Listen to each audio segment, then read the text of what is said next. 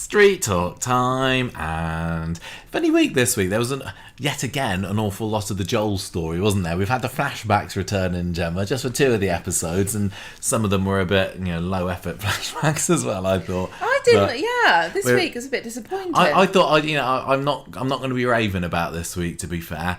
I don't know. What? Did we just talk about it? Okay, fine, let's talk about it. We've got the Briefs Down storyline first. Up next, the Apollo space program.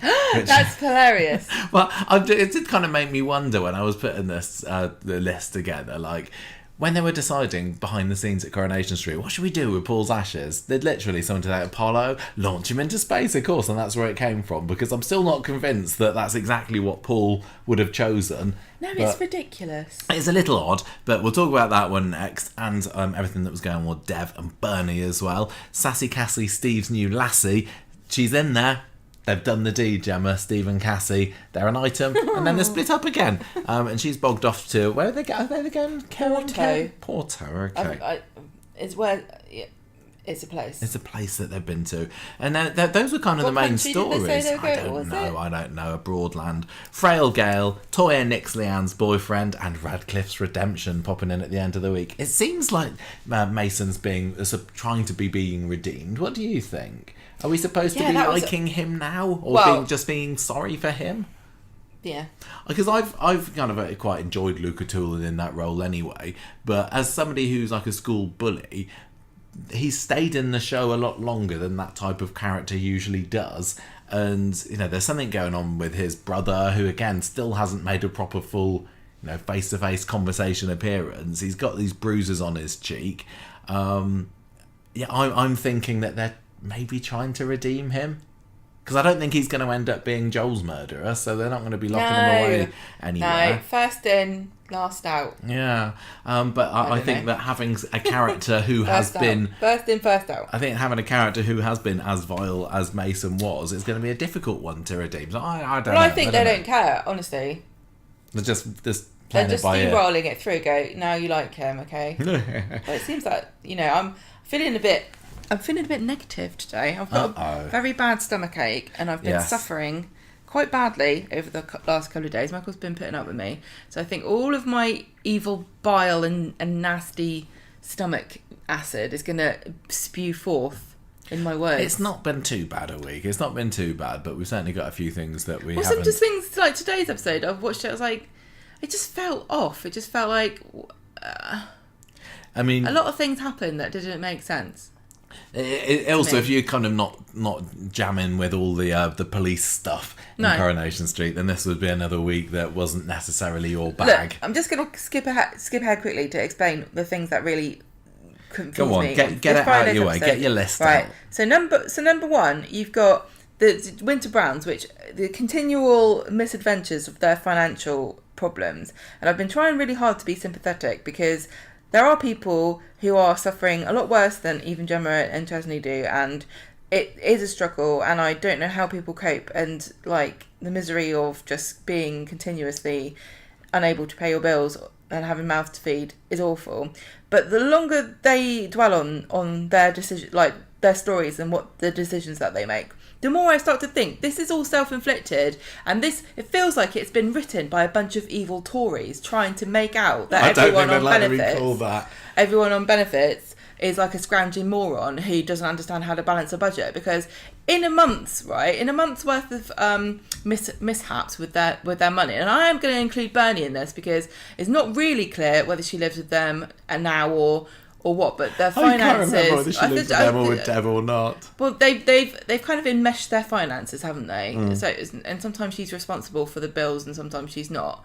But in this month, they've paid for a space launch of somebody's dead ashes, which cost about £2,500. They've paid for somebody to go skiing on holiday and also had to pay extra to go for them all the equipment and to go on the plane. Twice, because they missed the flight the first time. And then today they were like, oh, you know what, we paid £2,500. We've already had 2 funerals for this man.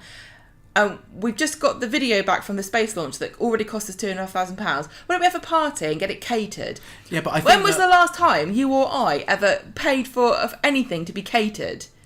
Yeah. That is like, sorry, but that's a really middle class thing to have your event catered somewhere. It is. I think some of this money is coming from Dev. Gemma said, "Oh, we can't afford £200. We'll just do it ourselves. We'll get Chesney to make burgers." Oh my god! You really think it's going to cost less to make burgers for everybody than it will to have a bunch of sandwiches and sausage rolls? The whole thing it drives me mad. It's like the Daily Mail wrote it about benefit scroungers. Do you see what I mean? Yeah, I do. I know. Obviously, Rita's had her donation, hasn't she? Yeah, but she wants the money back. Yeah, that is true. That's true. And I think that Dev has been a bit of a donor. Dev paid for the sandwiches. Didn't he pay for the space launch? I don't know. I don't remember. I'm not sure. But at the end of the day, Michael, if you've got a family who are struggling as much as they keep saying they are... Oh, no, I get it. Wouldn't the £2,500 be much better spent on, like, instead of stealing children's shoes from shops, buying them? Okay, so that's your irk number one. The second thing that really irked me was the fact that it turned out that it was Betsy who shopped Swain in to work because she was worried about her. Right, first of all, the fact that Betsy thinks that her mum is a murderer and the only really response she's got is kind of like waving her arms wildly and grimacing at her and accusing her of doing it. Like, she hasn't explained why that's a bad thing. Is she upset because she's worried her mum's going to go to prison, or is she sad that her mum's a murderer and she's like morally against murder? Because it can't be both of those things, I don't think. You know what I mean? She's just mad that she's a killer, but she seems kind of relaxed about it, even though she's shouting a lot. Like, I would do more than shout if I thought my mum genuinely killed somebody. Well, you can't swear on Coronation Street, that's the thing, can you? And then she goes and reports her, and the number one that the police like, oh, maybe this is what they would do. Okay, right, you're suspended. We have to investigate this. Number two, Swain goes in the same day and goes, I found out who it was. It was my daughter. She's just winding me up. And they went, understandable. We'll just cancel it then. That's fine. You can just have a holiday if you'd prefer. And she goes, oh yeah, I'd quite like a few weeks off.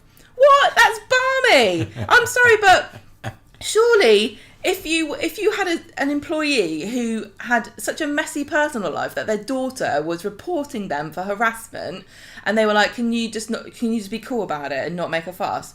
Wouldn't you sort of start to call them in for like special meetings to find out what the hell's going on in their home life, that their kids trying to ruin their career? Well, you forget there are only 3 detectives that work at Weatherfield police stations. A lot of work to do.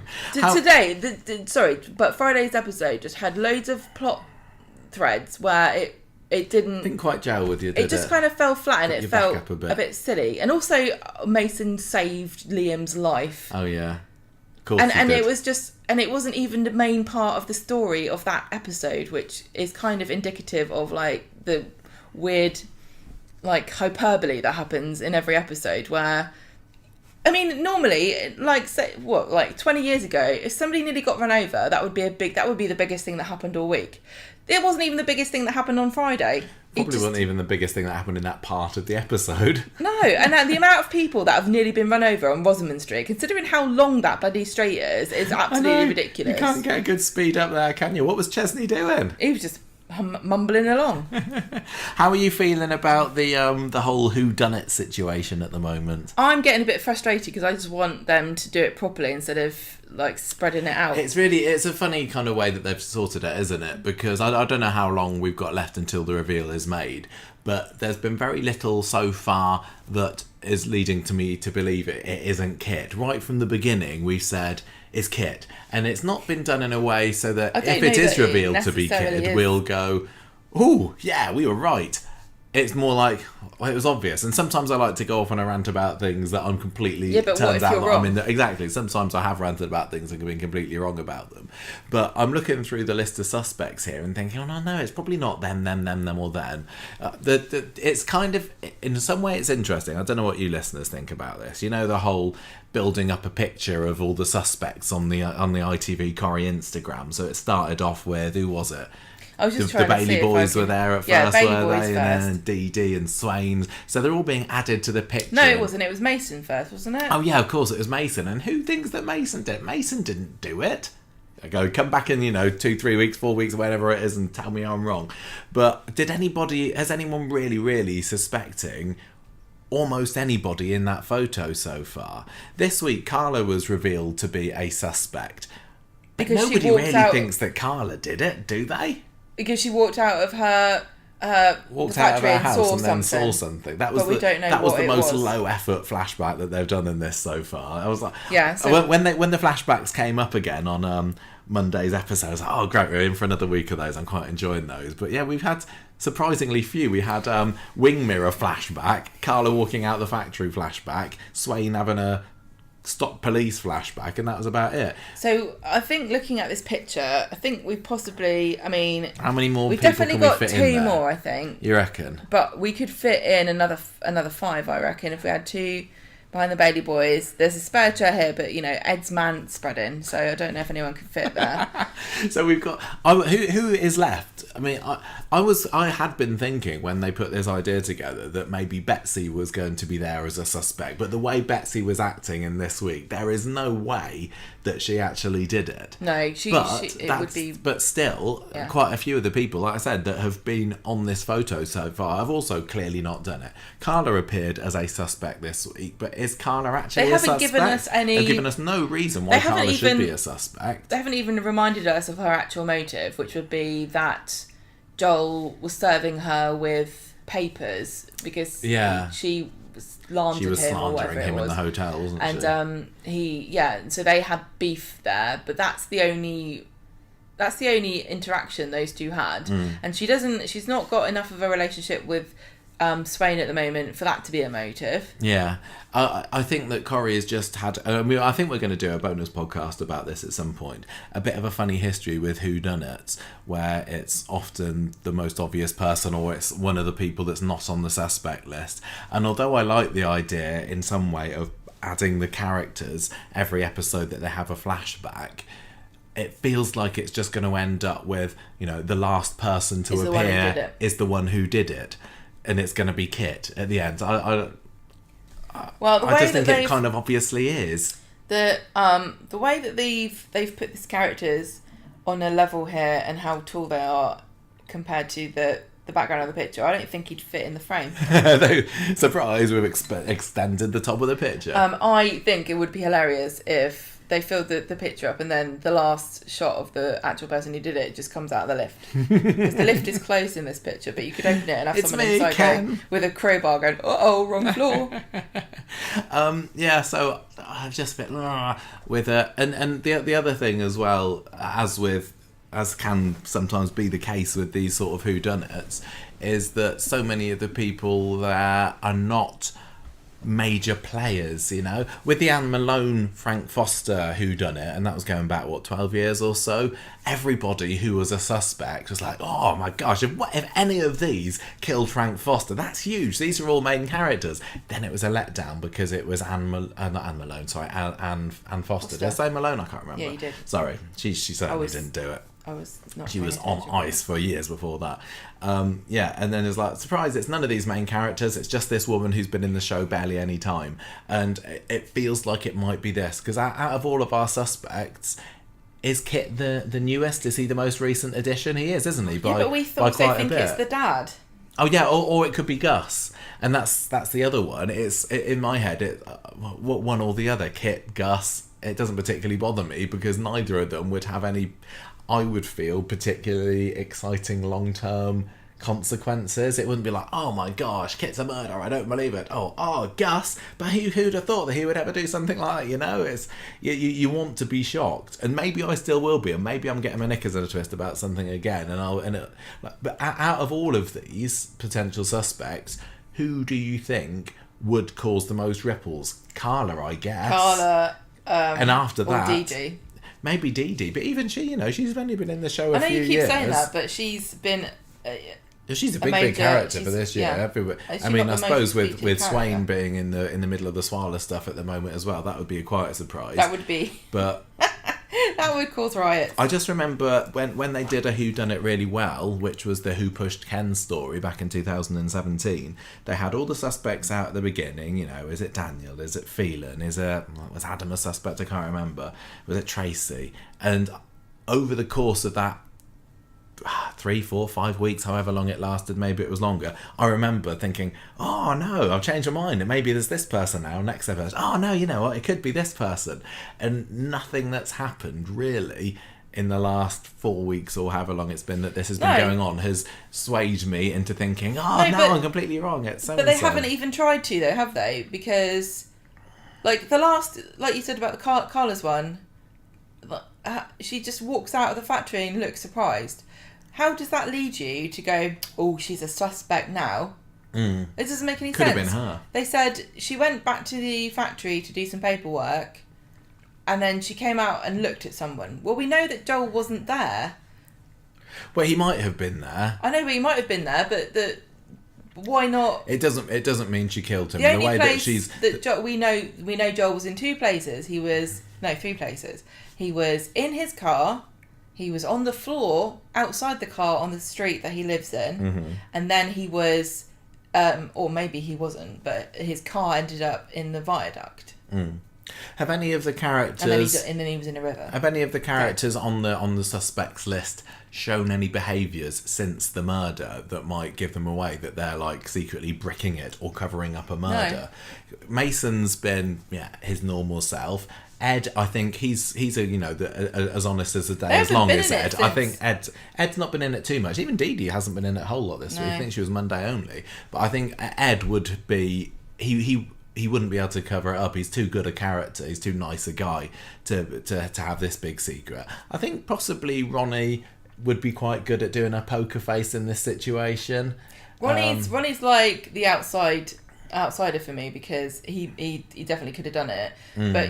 The trouble, what they're doing here is either these are like unreliable narrations, or every time they do a suspect flashback, they're just proving it wasn't them that did it. Yeah. Because it's not really. I mean, Dee Dee's one was quite ambiguous, but Ronnie and Ed's one wasn't. We saw what they did. They didn't meet him in their flashbacks, but they tried to. Swain has been trying to put Kit off the case a little bit, hasn't she? Or, do you believe her explanation for her flashback that she got run over? It would have been good to have seen her being run over. But exactly. So why didn't we then? No, I think she's lying. That would be quite interesting if that was an unreliable narrator. I'm going to say that I do believe her with that one, because as soon as we saw her chasing after that person, you said, I bet she gets run over. I wonder if she gets run over. And then the very next episode, we find out that that's what she's saying it was. I think that she was very clear. She was very clear. Oh, it must be a suicide. It must be a suicide. After the first time, and she was like case closed, whatever. And that is unusual in that if she didn't do it, why would she be so sure about it? But listen, can I just say a thing about Lisa Swain that I might get in trouble for with the girlies, but you guys got to be patient with me.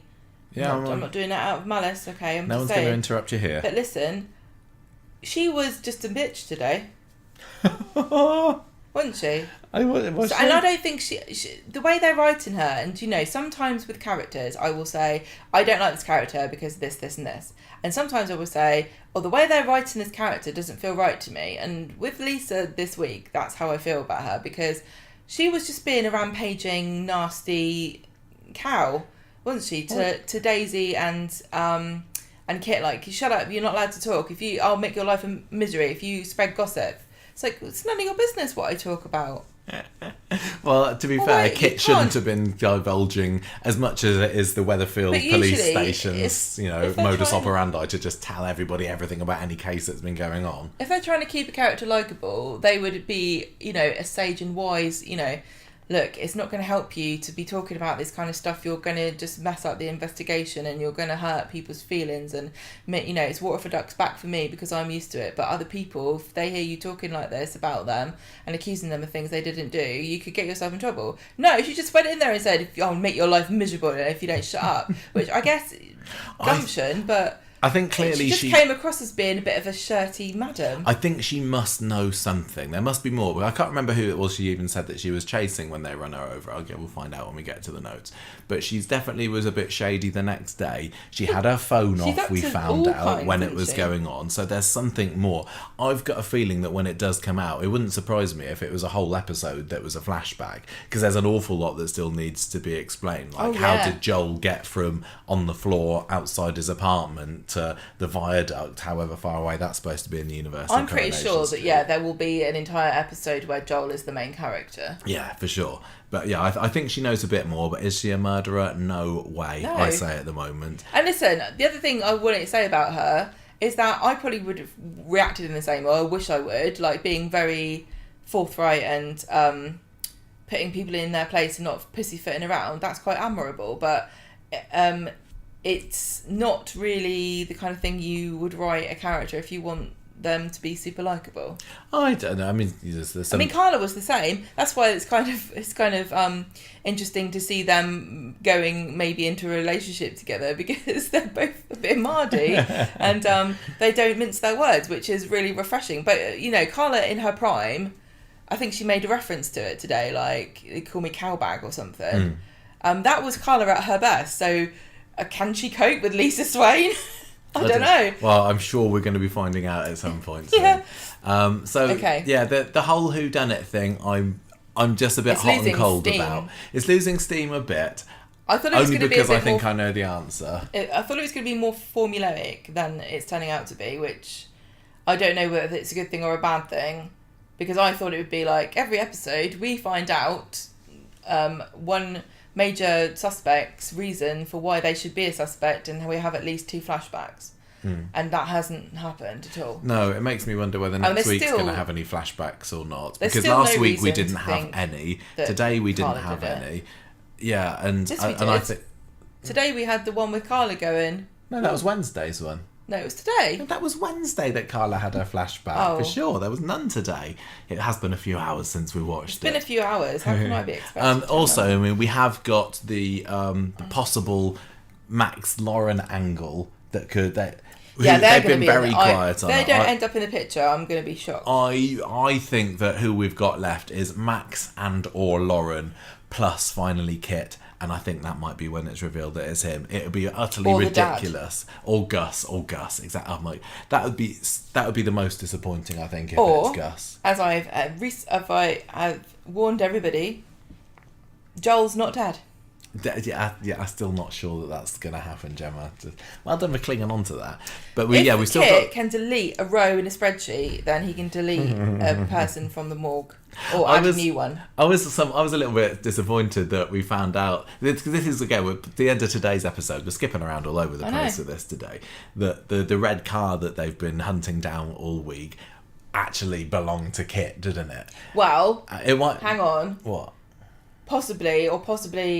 The excuse will be that he didn't want to be the subject of an investigation because he's up to something else. Because don't forget, he's got that illicit activity that he was doing with the t-shirts. So is it possible that he was in the area delivering or picking up money or t-shirts or doing something that he shouldn't have been? And he's like, it's easier for me if I just remove myself because I know I didn't kill him. Well, it turns out this week there are about as many red cars in Weatherfield as there are crowbars. Yeah. Neither of which I think are particularly... The red car shop and the crowbar shop are right next to each other. Yeah, they are eating well this week, aren't they? The managers of those establishments. That's where Chesney should get a job. Yeah. So I was kind of talking to you about this earlier this week, but we might as well repeat it for the benefit of the tape, as Lisa Swain would say, wondering about who this red car could be, because they were saying on Monday, first idea was it Ronnie, but then he shut that down quite quickly. But then equally I was thinking, because he said, oh no, I crashed into somebody, you can check our insurance details if you like. Was he trying to call their bluff there? And if they did look at any further down that rabbit hole, he'd be like, I've just lost their details. You really would need to have crossed that T, wouldn't you? Though? I was wondering at some point during the week whether Dee Dee went out in Ronnie's car, because after we know that Ronnie and Ed went over to Joel's flat, then they came back, then we know that Dee Dee went out there, and I don't think we saw the car that she came in. So if she took Ronnie's car, and I don't know why she would take his car when she's got her own one there, and she certainly didn't go there, I don't think, with the intention of caving Joel's head in or anything like that, then that could possibly explain what went on there. But then we also, my kind of out of left field theory was, is that David's car? Because we saw him with his red car last week, didn't we? Going to the lock and store place or whatever it was called. And Max and Lauren, they've been very, very quiet. They've not been under the spotlight of suspicion yet, have they? And we first were told, oh, Lawrence was asleep on the sofa, and then it went down the road of, oh no, she was in bed with Max. Oh, bless me. But then we also theorised, did they actually sleep together, or are they just saying that as an alibi for, did they go sneaking out around somewhere? Because the noise in the Platt's back garden on the day that Joel was murdered still hasn't been accounted for. And I was wondering, when we had the Carla flashback on Wednesday, was that going to be something? And I think it probably still is, because Carla saw something outside the factory. I think whoever it is they saw caused that noise in number 8. But anyway, I think it's Kit that she saw. I think that's not unlikely that it was Kit. Because I don't know why Joel would be... it would be a bit weird if Joel was hanging around Coronation Street at the exact same time that every member of the Bailey family was, closing in on his house. Yeah, I know. But then he wasn't there, though, was he? So he was sitting outside... Was he? But no, he was sitting outside his own house. On the floor. So he can't have been in... Well, we've got no idea when all of this happened. No, the time scale of it, the chronology of the events is still a little bit unclear. So I was wondering whether Max and Lauren went out in David's car and then smashed the side of this other guy's car. But then the obvious downside of that is, well, how has David not noticed that he's got a massive scratch down the side? Or unless it's diamond coated and it can cause scratches, but it doesn't actually get any itself. But I think we're getting into silly territory there. Why stop now? It is odd that Max and Lauren have been kept quiet. Are they going to be, the key to unravelling this? Because it's been now 3 weeks worth of investigation, and they've pretty well been able to avoid people suspecting them. But yeah, in my head, they're still clearly there on the suspects list. Maybe that's the other thing that I've got, is this slight problem with the way that they're filling up this photo slowly. We know who the suspects are. We know who the suspects are as the viewers. So when, Carla or Ronnie or whoever appears, it's like, oh, it's their turn now.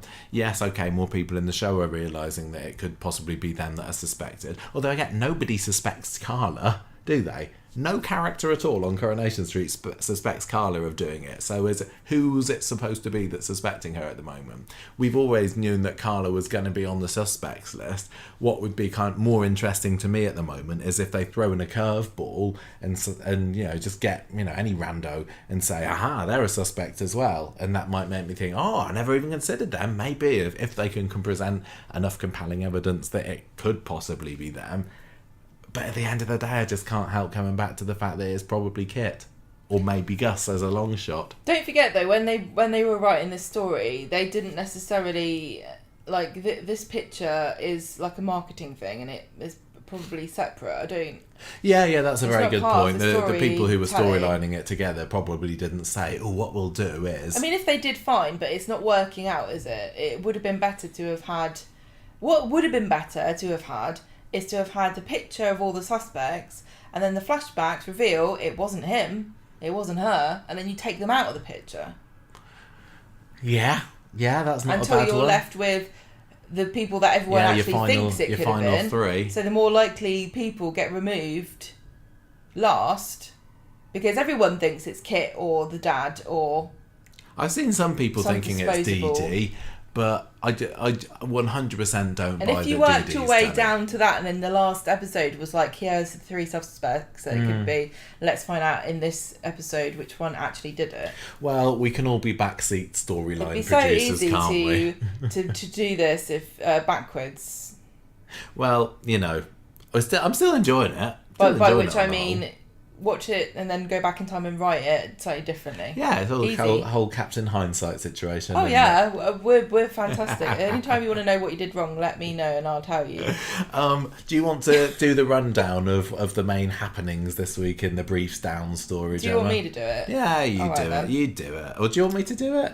You do it then. Oh, right, okay, but you got am- engaged. listen. Gemma's having a little look on Yes, Twitter I'm at the allowed moment. to. Yeah, that's fine. So we've already talked mostly about the main thing that I've happened, haven't we? We said this was supposed to be a short one today, so we're going out to the theatre in a couple of hours, so I don't know how that's going to go. Swain is asking Ronnie about Dee Dee in the cafe when Roy comes down from the SWAT. SWAT. The SWAT. I don't know, is it Roy? No, it's Carla, I think, comes down, and Swain's all aflutter about her. There were more kind of simmerings.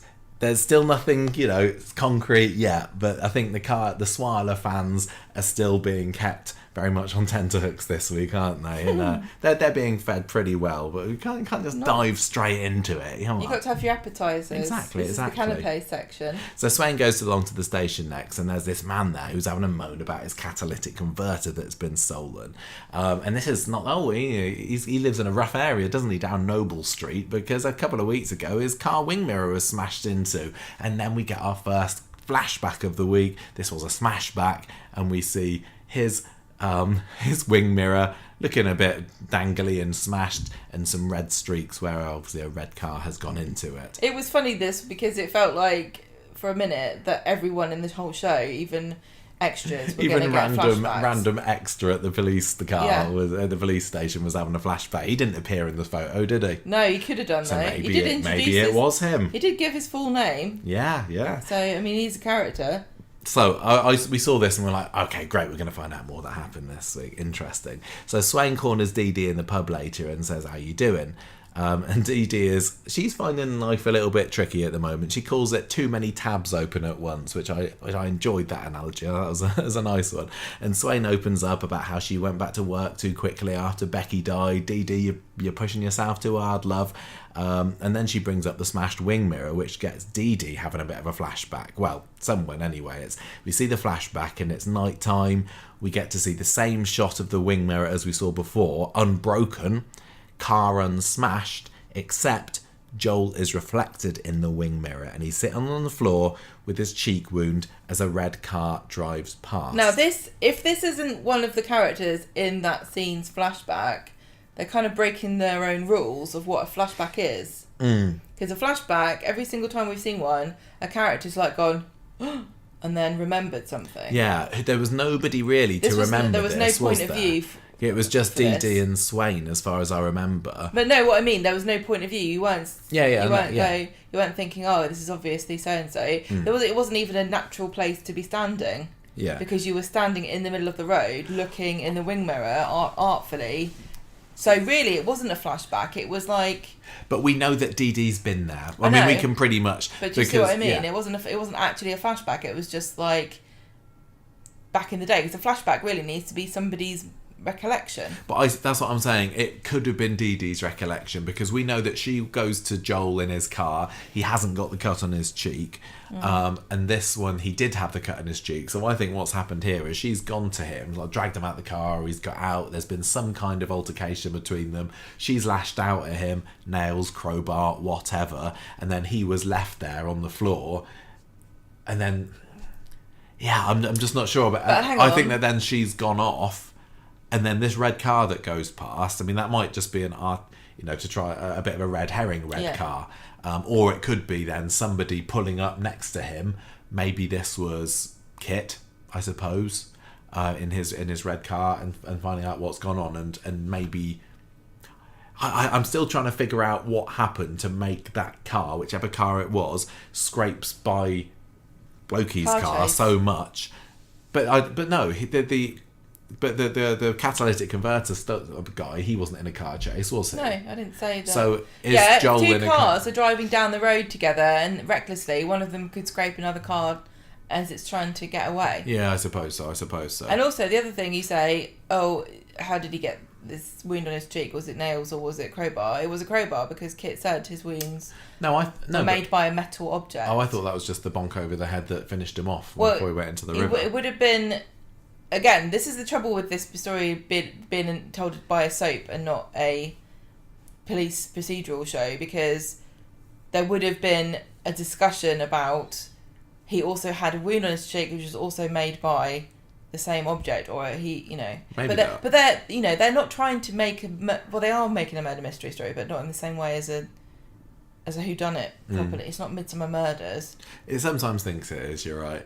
I think that Dee Dee made that mark, left him there, kind of licking his wounds. She drives off, and I think that flashback was what she was remembering, because she doesn't really want them to go down that alley anymore, because she knows that she was there. And although she doesn't, I don't believe she thinks she's the murderer, she knows that she's very much implicated, and she's kept quiet about it, hasn't she? And it's too late now to say, oh yeah, I was there, actually. So here's a theory that makes sense with the information we have so far.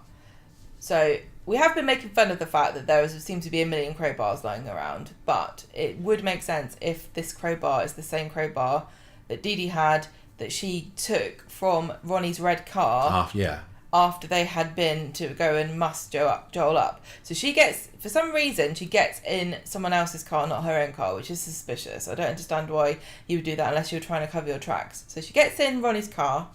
She drives to Joel's place. She finds the crowbar in the car, and it wasn't premeditated, but she grabs it and she goes to smash his car up, realises he's in there. He jumps out and maybe lunges at her. She swings it to protect herself, hits him on the cheek. He falls and collapses on the floor. She jumps back in Ronnie's car in her haste, scrapes against catalytic converter guy's car and escapes.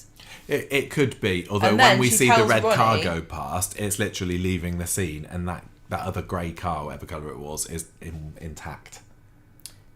So but then there are two red cars. Well, there are, exactly, and I'm still think that it's perfectly possible that Max and Lauren could have been out driving David's car as well at this point. The only red car they're looking for is the car that scraped the side. Yeah. It is interesting though how Ronnie got his car fixed at the garage the very next day, and I know Corrie has coincidences all the time, but that would be a really, really big coincidence, wouldn't it? Yeah, but the point is, one of the suspects has got his car, looks like he took part in this murder. But the point is, it didn't necessarily have to have been him who drove the car. But there's only one scenario in which his car would be scratched and he would, no questions asked, get it fixed if it wasn't him that did it, and that was if he was okay for covering for the person who actually did it. And the only one who's a suspect so far who he would have covered for is Dee Dee, because you can see from the conversations that Ed has got no idea that Ed's got no clue. But yeah, Ronnie could be covering for Dee Dee at this point, I suppose.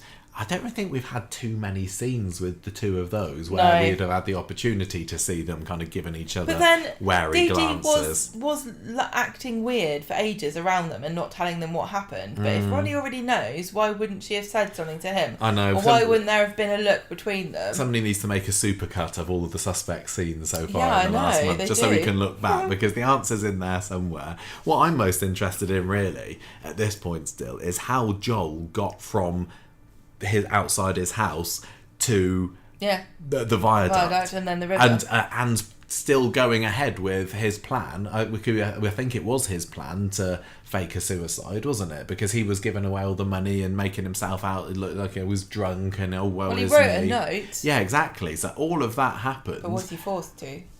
And he went ahead with it, even though he'd been in this unexpected fracas with whoever it was. Although maybe, I suppose this could play into his plan more, the fact that... Well, when he recorded that video and he had the wound on his cheek and he was saying to Dee Dee, he did make some kind of reference that you could have interpreted to mean, Dee Dee, I know you did this to me, but it was a mistake and I forgive you. And I don't know whether he would be hoping that there would be forensic evidence. But no, he's not going to be... He didn't expect them to find his body because he was going to be off... Yeah, he was going to be over wherever he was that he was... and I know there was a point at which Swain, was it today or Wednesday, said something like, where was his personal stuff? Like, he didn't have any personal stuff on it with him. You would think that if he was... You'd pack a bag, yeah. You would take all your stuff with you. Not if you were planning the suicide, because they would know stuff was missing. I get what she's saying, but it would be too risky. If you're as smart as Joel is, and you really wanted to like say that you had killed yourself, you wouldn't go, I'll just take my medals and my book I'm reading because I don't know what happened at the end of that and I don't want to buy another one. We're a fickle pair, aren't we? We start off the episode moaning about, this whodunit isn't doing the right job for us, so as we unpick this and this, and we think's wrong with it. But we're still getting into some really juicy theocy theories here. I just kind of want to know what it is, don't you? Yeah, we're the worst, really, aren't we? I know. But, yeah, okay. I think... the pacing, I think, is a bit off, but I am really enjoying all the attention to detail, and I just hope that it pans out. That's the thing is, perhaps it's because Corey's track record's not been great, and so I'm nitpicking because I've got a cynical mindset coming into it that it's not going to work out, and that's really unfair, I suppose. I'd like there to be a big surprise. But however it is, I'm sure the episode where it comes out, what actually happened, it's going to be a banger. Yeah, and there's so many characters that something unexpected is going to happen. Whether or not it's going to be who did it is the unexpected part. Yeah, because you're right. Just even if it does turn out to be something a bit dull or expected who did it, there is still the potential for other characters to have secrets unravelled or. Wouldn't that be great if the whole thing was just a massive misdirection and it's like, who cares who killed Joel? Look what's going on here. Yeah, maybe. Okay, so back to Monday's episode. Yeah, we're only on the first. Yeah. The first story. On this very, very short and concise episode we're trying to put together here. So Carla's coming into the pub in the Rovers, and she can't help avoid being asked to join. I think it was Swain. She's still kind of embarrassed around her, isn't she? After the whole near kiss incident a few weeks ago, and they've not been really seeing eye to eye since then. Meanwhile, you got stuff going on with Kit. And Ryan and Daisy. This was the other side to this story this week, wasn't it? Yes. Kit, is leading this investigation into finding out who Joel is, but also he's got a few things going on in his personal life, which is basically trying to get into Daisy's knickers. And it's nice having a proper antagonist character like Kit, who's so self-serving and willing to lie and cheat and manipulate people in a really open manner. Yeah. Well, he gets Ryan right under his thumb on Monday, doesn't he? Right. Well, he's been reeling him in. I don't think he's been purposely doing it just so that he can get to Daisy, but Monday he kind of steps up and as soon as he realises he can get information from Ryan, yes, he does it on purpose. Yeah, he's also trying to plant the seeds with Ryan that Swain is maybe not to be trusted. He's not really a big fan of her. Becky sounded like she was a proper hero, but Swain, Kit's clearly not sure about. This kind of ties into the theory that he was the one responsible for Joel's murder, because he is doing his damnedest to get Swain away from this case, because he knows that if she looks into this too hard, she's going to find something that's going to lead to some massive repercussions for him. Yeah. So over on Noble Street. And when we were watching this on Monday, both of us swore that it said Normal Street, didn't we? He said, "Oh, things like this doesn't usually happen. It's Normal Street." That's kind of a funny way of describing what the street is. It's just a normal street. Imagine Normal Street. if Coronation Street was just called Normal Street. Yeah. Wouldn't that was be never ironic? in the cards. But no, it was Noble Street. Joel's Road. The car guy there is with Swain, telling her about what happened to the car on the 27th of September. Oh, what a coincidence. He remembers there being two guys there rowing nearby his car. So two guys? Yeah. That must have been Ed and Ronnie. Yes, yeah, I guess. Or was it Joel and Kit? Don't know. He was in his flat. She never asked him for any. I can't remember whether I think he deliberately did or not. She didn't ask him for any details because, it could have been Ronnie and Joel. Well, maybe. If she had asked him sure for even the most minor of details, like what colour were they? Was it a white guy and a black guy? Yeah, he said that he just didn't remember too much, but I think you're right. Her line of inquiry was a little bit wishy-washy. You would remember basically like how old they were, what colour they were, what they might have been like. Were they dressed warmly, or was one of them wearing a hat? Well, yeah, if it was one of them wearing a hat, that's Ed. She says, "Look." Sometimes Ronnie has a little flat cap. Does he?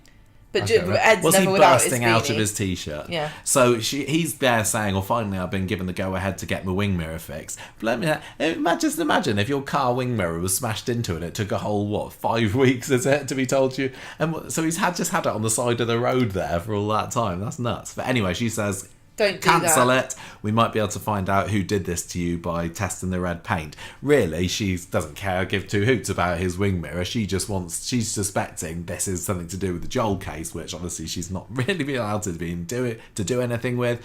But she's a renegade, is Swain. Mm-hmm. So Dee Dee, speaking of Swain, notices that she is acting quite odd in the cafe later, and Swain's like, "Look, this is what I've just found out about the car. I think it was just down the road from where Joel lived. Maybe this red car can help us. We could be onto something here."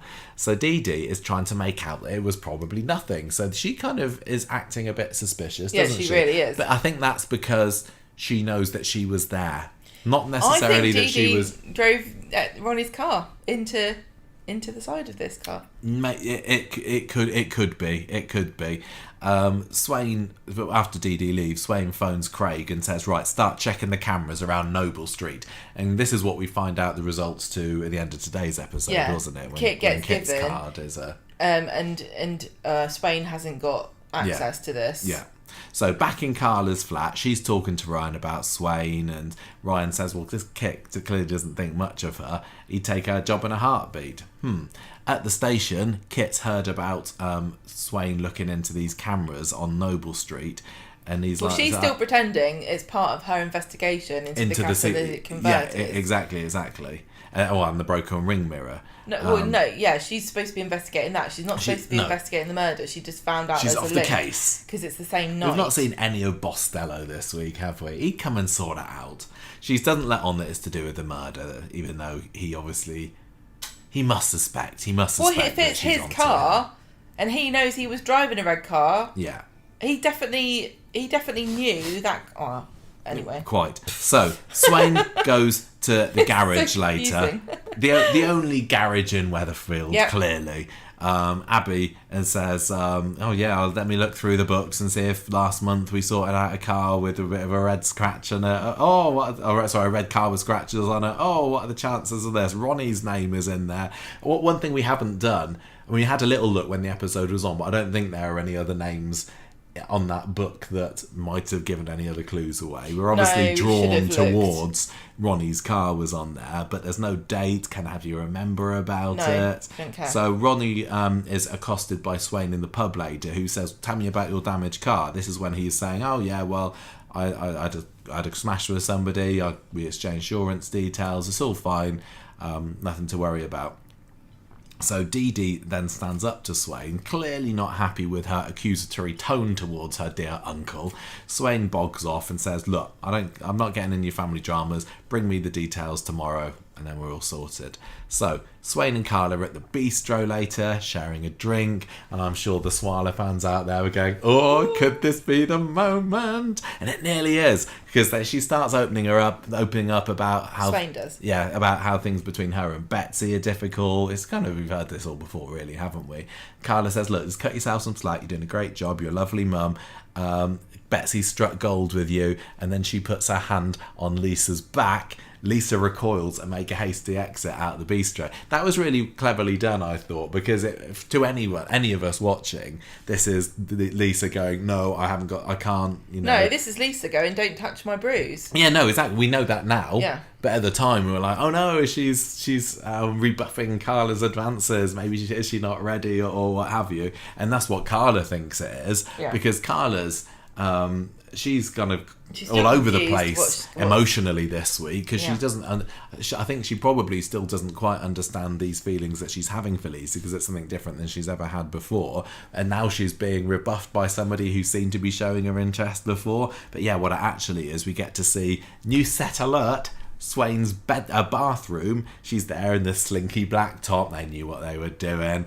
And we see her looking in the mirror. She's got bruises on her back. She lifts up her top a little bit and she's got an injury on her stomach. She's got some really nasty bruising there.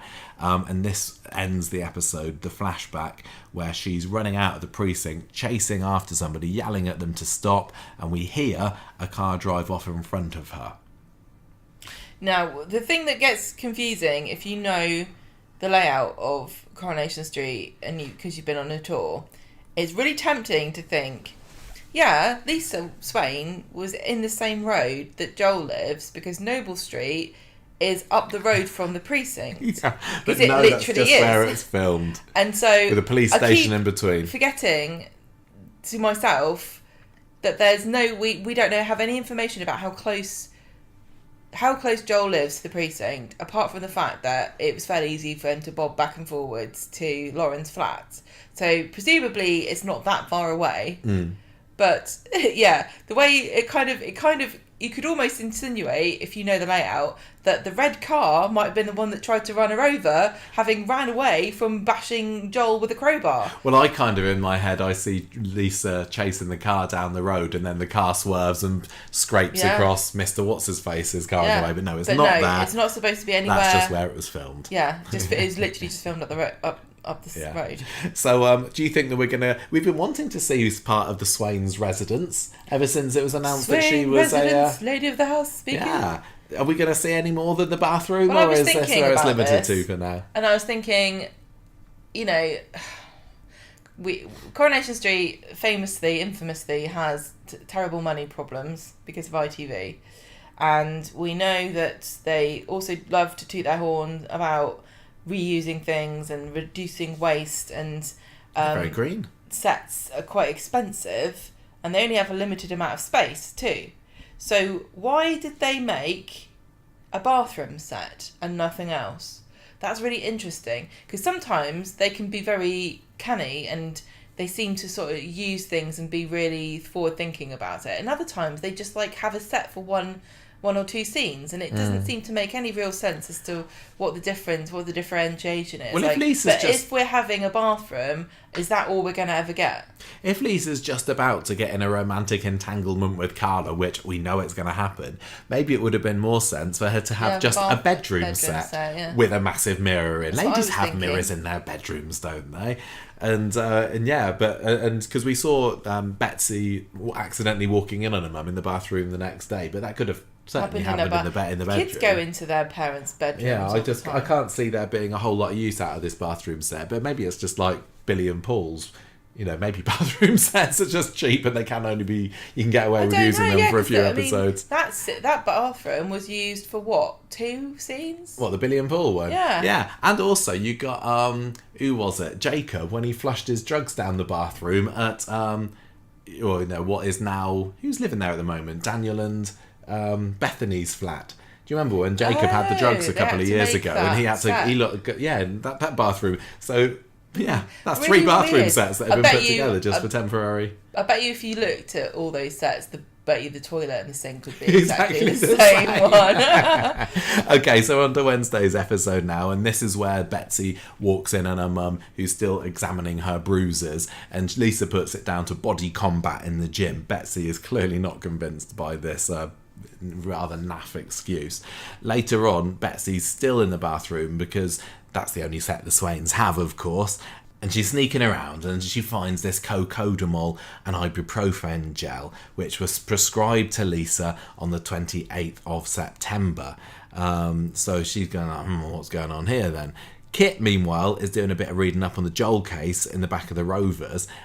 Yeah, this seems to be where he does his homework, isn't it? I wonder whether his notes have progressed further than the last time we saw them. So Kit's got his... He's got his case file, hasn't he? Do we have paper notes? Do police officers just generally have paper files of notes these days? I would have thought it would all be done on the police. I can just imagine. They probably have to do it on computers. And I would also be surprised, and maybe I'm completely wrong about this, that they'd even be allowed to take those notes away from the station. Is that a bit of a GDPR issue? Maybe. I would have thought that it's like you do it at the station, you leave it at the station, because otherwise what might happen is, what actually did happen to Kit, is that he leaves his notes on the bar. But I think he did that on purpose. Well, do you think? I was wondering, is there any way that he could have done that on purpose? But if he's there, basically investigating himself, which is what we're suspecting here, is the benefit that somebody looks at the notes and see? Well, what do you think? Well, I don't know. I thought he might have been trying to to see who was interested in the notes. But maybe. But I think it would be funny. It's a very risky thing to do. I think it'd be funny if he was interviewing his suspect for the murder case, and he brings his notes out and he says, right, so the information I have here, the evidence we have against you is that you enjoy watching The Holiday. You like... Big fan of The Real Housewives of Cheshire. You love watching The Real Housewives of Cheshire. Sorry, this is a different set of notes. So I've been taking out somebody else. So Daisy's having a dig around for details about this case, and they go in a bit of a... she's like, hypothetically, were there to be a murder case, what could you tell me about it? And silly fool, although maybe because he tells her that there was bruising on Joel's hands, didn't he? As if he'd been in a fight before. And that was new information. That was new information to us, yeah. And then he disappears away from the bar,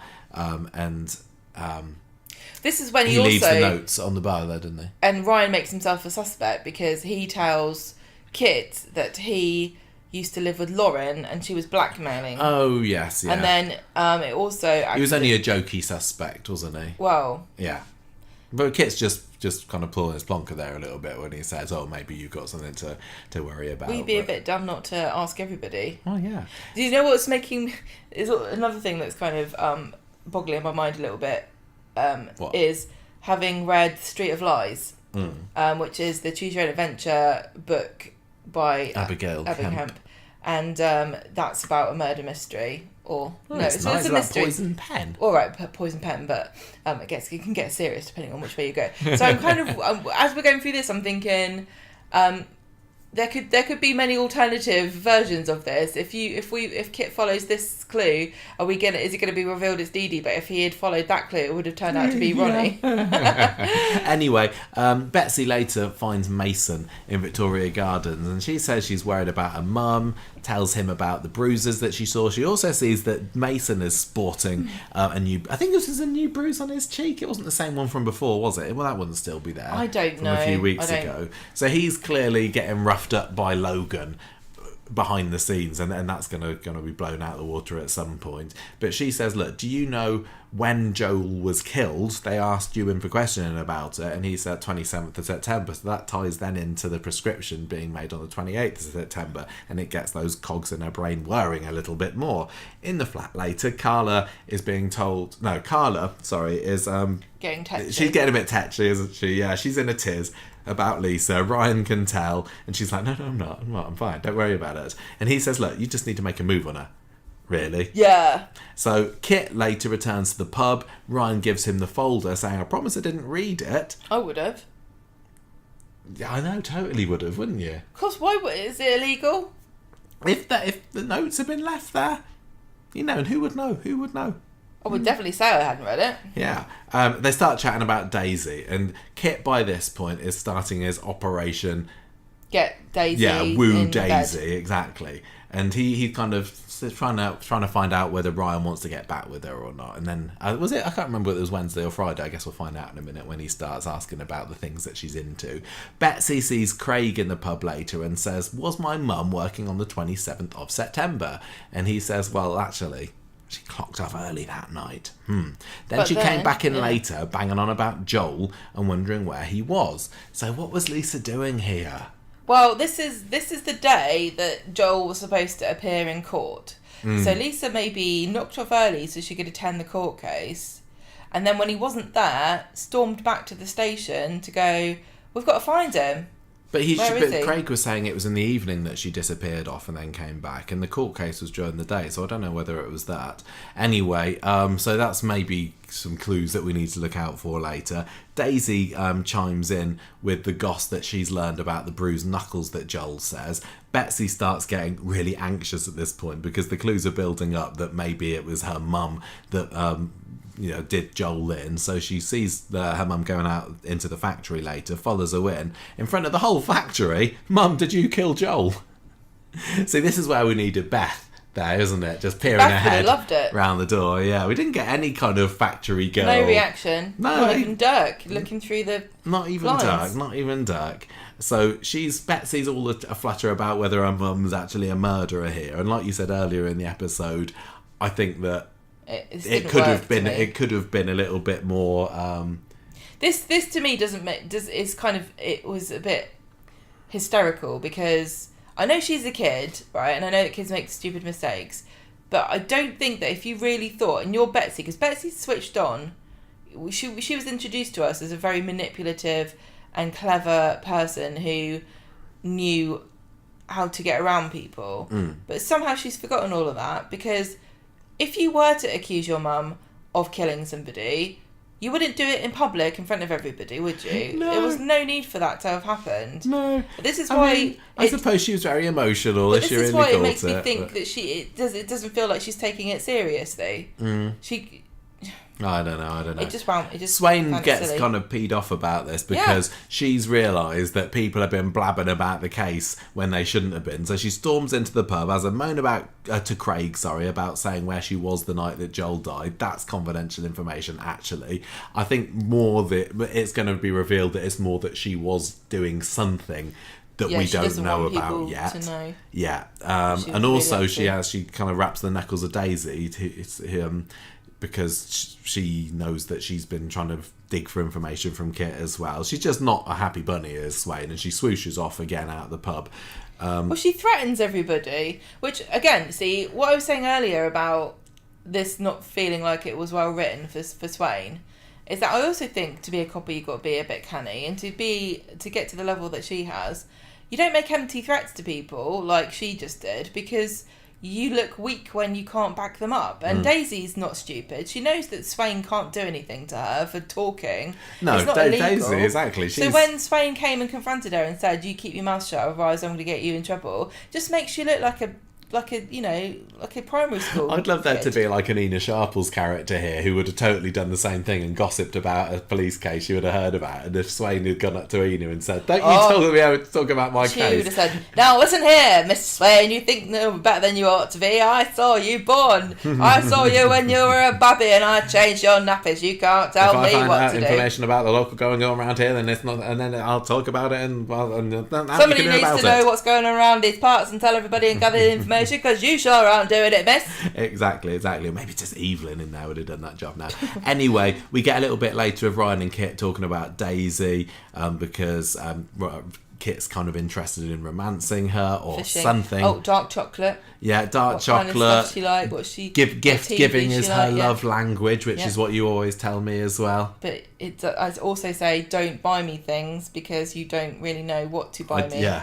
And I have to Gemma pay. likes gifts, but We she also needs- share our finances, and I'd rather not pay for half a gift I don't want.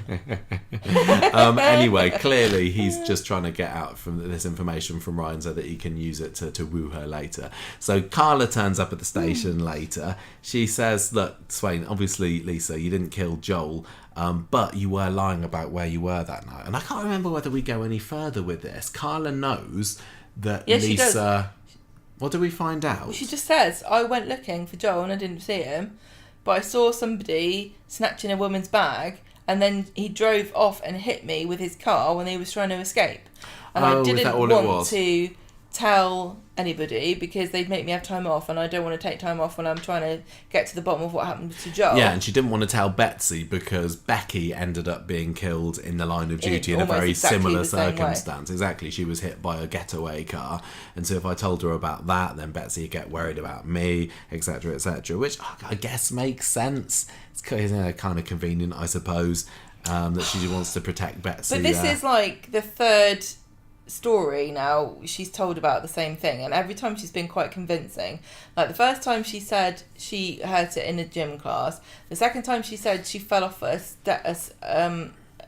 chair, Yes. and now she's trying to saying reach up this for story, something. and every time the same motivation remains, and that is that she didn't want to be told to stay off the case. But is that true? I don't know. Is it that she actually got wounded in a very, in a way that she shouldn't have even been involved? Because obviously, I think it'd be cool if it did turn out that it was something different. Yeah, because if you're suspecting her of this crime, the real reason why she hasn't reported it is because she got it in the taking part in a murder. Yeah, exactly. I still like the theory that we came up with a few weeks ago that maybe two characters were involved in it. It definitely wasn't her and Kit. It was not. Yeah, they're not seeing eye to eye here. And it definitely wasn't her and Carla, because Carla would have known. Yeah, this she was got all the before bruise. this was all before the kiss as well. There's no way that they're conspiring here. Also not getting on too well at the moment are Betsy and Mason, because she's kind of digging for details about his bruises still, and also she's seen him raiding for pizza in the bins, and he's like, leave me alone, I don't want to talk about it, me and you, we should keep our distance. So he doesn't want to let her in. It feels like he's maybe got something to hide, but I don't think it's about the case. I just think it's about him and his dodgy brother, to be honest. I mean, if Logan could turn out to be, you know, he's got a yellow car, hasn't he? But he could turn out to be involved. If That would be a bit Logan's of a involved, twist. it would be a letdown. It'd still be a letdown twist, you're right, because again, a character coming in just at the last minute is a bit of a, Deus Ex Machina to solve the problem, I don't know. So, pub later, Daisy admits to Kit that she might have dropped him in it with Swain, and Swain got really worked up about it too. How strange, what's going on there? Kit looks quite intrigued by this information and heads off. I don't know where he goes at that point, I can't remember, because the next time I think we see Kit is when he's telling Daisy that he's really into the Real Housewives of Cheshire, and all reality TV, in fact. I'm surprised they didn't use this as an opportunity to plug Big Brother, because surely they would have known when this was on that Big Brother would be showing just after Coronation Street, I think. Oh no, it's on ITV2 actually, isn't it? But still, bit of cross-channel promotion there. Over in Carla's flat, she's having a drink with Ryan. She says, look, I've still not been able to have a proper chat with Lisa. She's caught up with some stuff from Betsy. Ryan brings up the night that Joel died, and he says, well, you've not been completely honest about that night either, have you? You said you were going to the factory to turn off a light, but you were ages. What was going on? Carla just says, I had a bit of paperwork to do while I was there, but what we actually see is the letdown flashback where she walks out the factory, sees something, and then it's the end of the episode. I think that they could have turned that episode around more if we'd have had a bit more of a clue. Could have been two dogs shagging. Could have been complete. I think this is like kind of the problem that I had with Swain's flashback on Monday, is that immediately it was resolved. If what she's saying is the truth, you know, if we'd have been left to ponder a little bit longer about who was it that Swain was chasing after, they could have kept the mystery going for a bit longer, maybe. I don't know, it just, it felt like it was one of these cliffhangers that's very quickly resolved afterwards, and I'm still in no way suspicious about Swain's involvement in Joel's murder. No, I don't think she did anything to Joel, but I'm if it turns out that this story is also wrong, I would be quite happy. Again, this is another case of she's on the picture of the suspects, but nobody on the show suspects her at the moment. No. So it's a little odd. Anyway, Friday, let's blast through this. A lot of what's happened on Friday we've kind of talked about already, but there's more of Swain and Betsy trying to find out more about the bruises, Swain coming up with some cock and bull story about falling off a chair. We also get another scene of Ryan and Carla talking about the fact that she's been maybe a bit dishonest with the police. I did appreciate how Bobby got quite affronted by this news, considering when he lied to the police earlier this year, she tore him a new one, and here she is doing it herself again. I mean, everyone's just lying to the police at the moment. Does Bobby know about... it has come out about her car dooring that boy, hasn't it? Because that was another thing where Carla... Yeah. I mean, maybe this is why Carla's trying to get into Swain's pants, because she just thinks it's a nice, easy, an easy way to commit a few crimes and just having it ironed over. I don't know. We've got a bit more of Kit digging into what Daisy doesn't like, likes the holiday, dislikes dunking biscuits. They're planning to have a goodbye Kit party later because he's moving into his new place on Monday, which could be interesting if because we end today's episode finding out that he, as if we didn't know already, is a bit of a dodgy geezer, so he's going to have his own dodgy geezer pad on Monday for all of his nefarious deeds. Maybe he's moving into Joel's house. That'd be quite handy, wouldn't it? Yeah, a conveniently open flat there. At the station, Swain's talking to Kit about Joel again. Weird that we haven't found his bag. You mentioned that earlier, didn't we? And there's still... I don't think we go any further with that this episode, so keep your eye out for a bag. Well, they wonder if somebody's got his bag, that he could... It could be the person who killed him. Yeah, so we're going to find Kit with the bag, aren't we, I think. Betsy's meanwhile being miserable at work. Carla tries to get her to and this open is another up. weird thing. Why was Betsy sitting in Carla's office on her phone, Oh yeah, not doing any work? yeah, I know. So she's just open office. They're There's very a weird relationship. got a nice family relationship at the underworld. Carla's treating Betsy really differently to everybody else, and if I was one of the workers at the factory, I'd be kicking off. I think so, and it's just because Carla's friendly with her mum. But that doesn't make sense because Carla's got family members she didn't treat as nicely as this. Yeah, and Betsy's just the new girl, isn't she? You're right. What else have we got? Well, she's asking. Carla's asking Betsy why she's upset, and she says, "I think my mum killed Joel." And Carla says, "I know that she didn't." And then we don't know this till later, but she tells her why she knows this. Yeah, exactly. You got a little bit more of Craig being told by Kit not to share any CCTV information about Noble Street with Lisa. Obviously, we later find out why that is. And we also have Kit using his knowledge about Daisy's film preferences to wangle an evening of romance with her. Although they make a big thing of this party, but we didn't get to see any of it, did we, in the end? Swain marches into the pub later once again to have a go at Daisy. Somebody's made a complaint against her, and now she's on internal investigation. Oh, it must be you, Daisy. And Daisy's like, it's nothing to do with me. Later turns out that it's Betsy, of course. Kit and Daisy are having a grumble about the whole situation later, and he says, well, nobody seems to trust me. They just don't know me. Daisy's saying, well, should we trust you? Yes, of course, says Kit. And she's like, do you really like the holiday? Do you really like the Real Housewives of Cheshire? And he admits not. Maybe they didn't have the party in then. I can't remember it now. But she's still definitely a little bit flirty with him. Swain is telling Carla about this harassment complaint that she's received.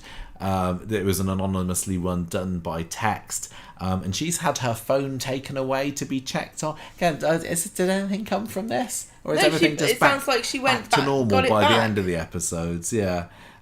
Carla tells her that she's told Betsy about this hit and run last night.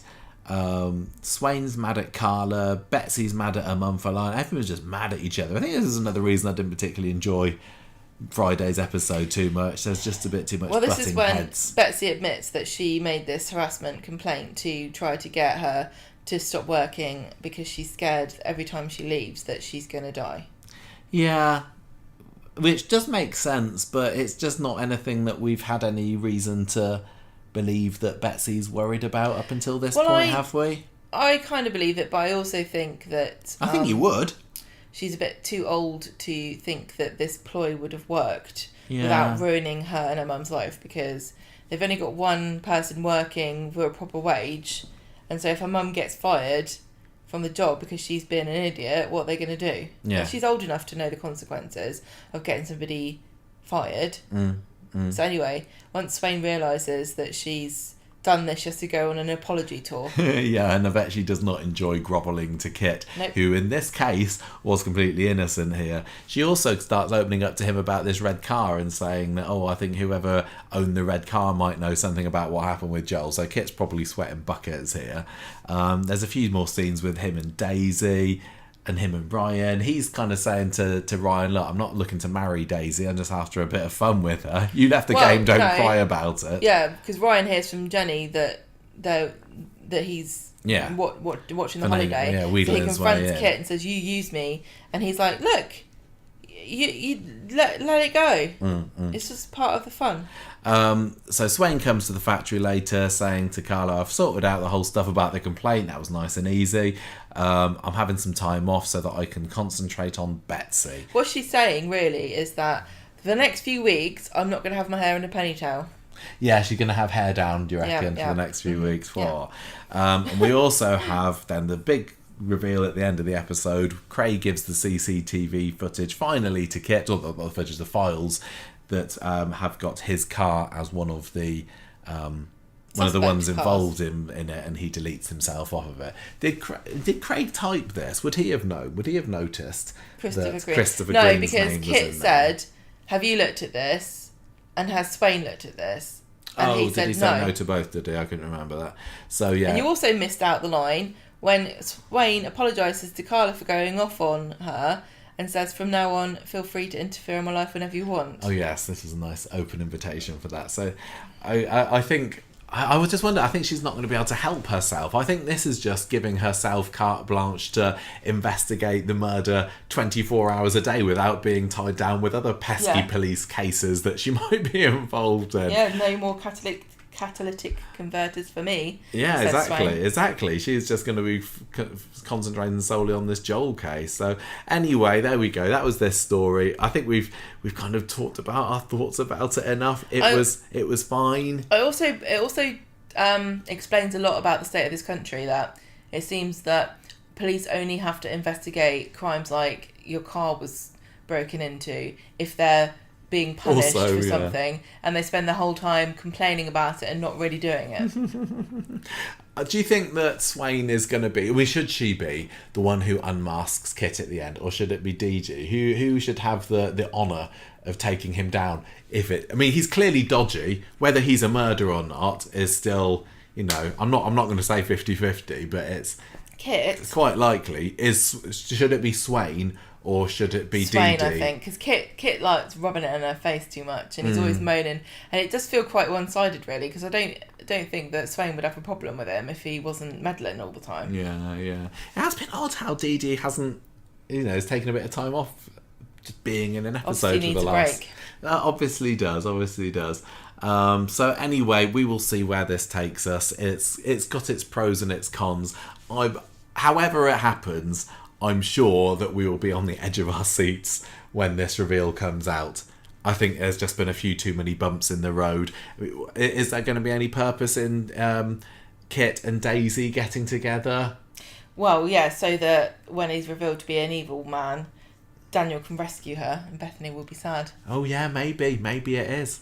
I don't know. Or is this going to spur Ryan on to try and take Daisy back because he realises what he's missing? Is Ryan going to get involved in taking Kit down? Yeah, maybe. Ryan was being completely, Daisy, she's a nightmare, better off without her. That kind of didn't strike me as being completely true. Well, he was saying he was trying to cover his ego to Kit. Yeah, I guess so. Right, and we've still got some funny links with Kit. I'm still not completely sure about why Kit needs to be linked to the Winter family at all at the moment. No. Because he has got nothing to do with them, and they've got nothing to do with this. Bizarre. I suppose it would just be more drama for Bernie if and when he's revealed to be the dodgy guy. But anyway, speaking of the Winters, I think that we should probably get on to them. Yes. How could I not remember what happened this week? It's just the whole idea of Paul's ashes going into space. Props to Jane Hazelgrove for saying Paul's space launch at some point this week with a completely straight face in the middle of a very harrowing emotional scene. Yeah, Jimmy didn't have to stay too straight-faced for all of his scenes this week.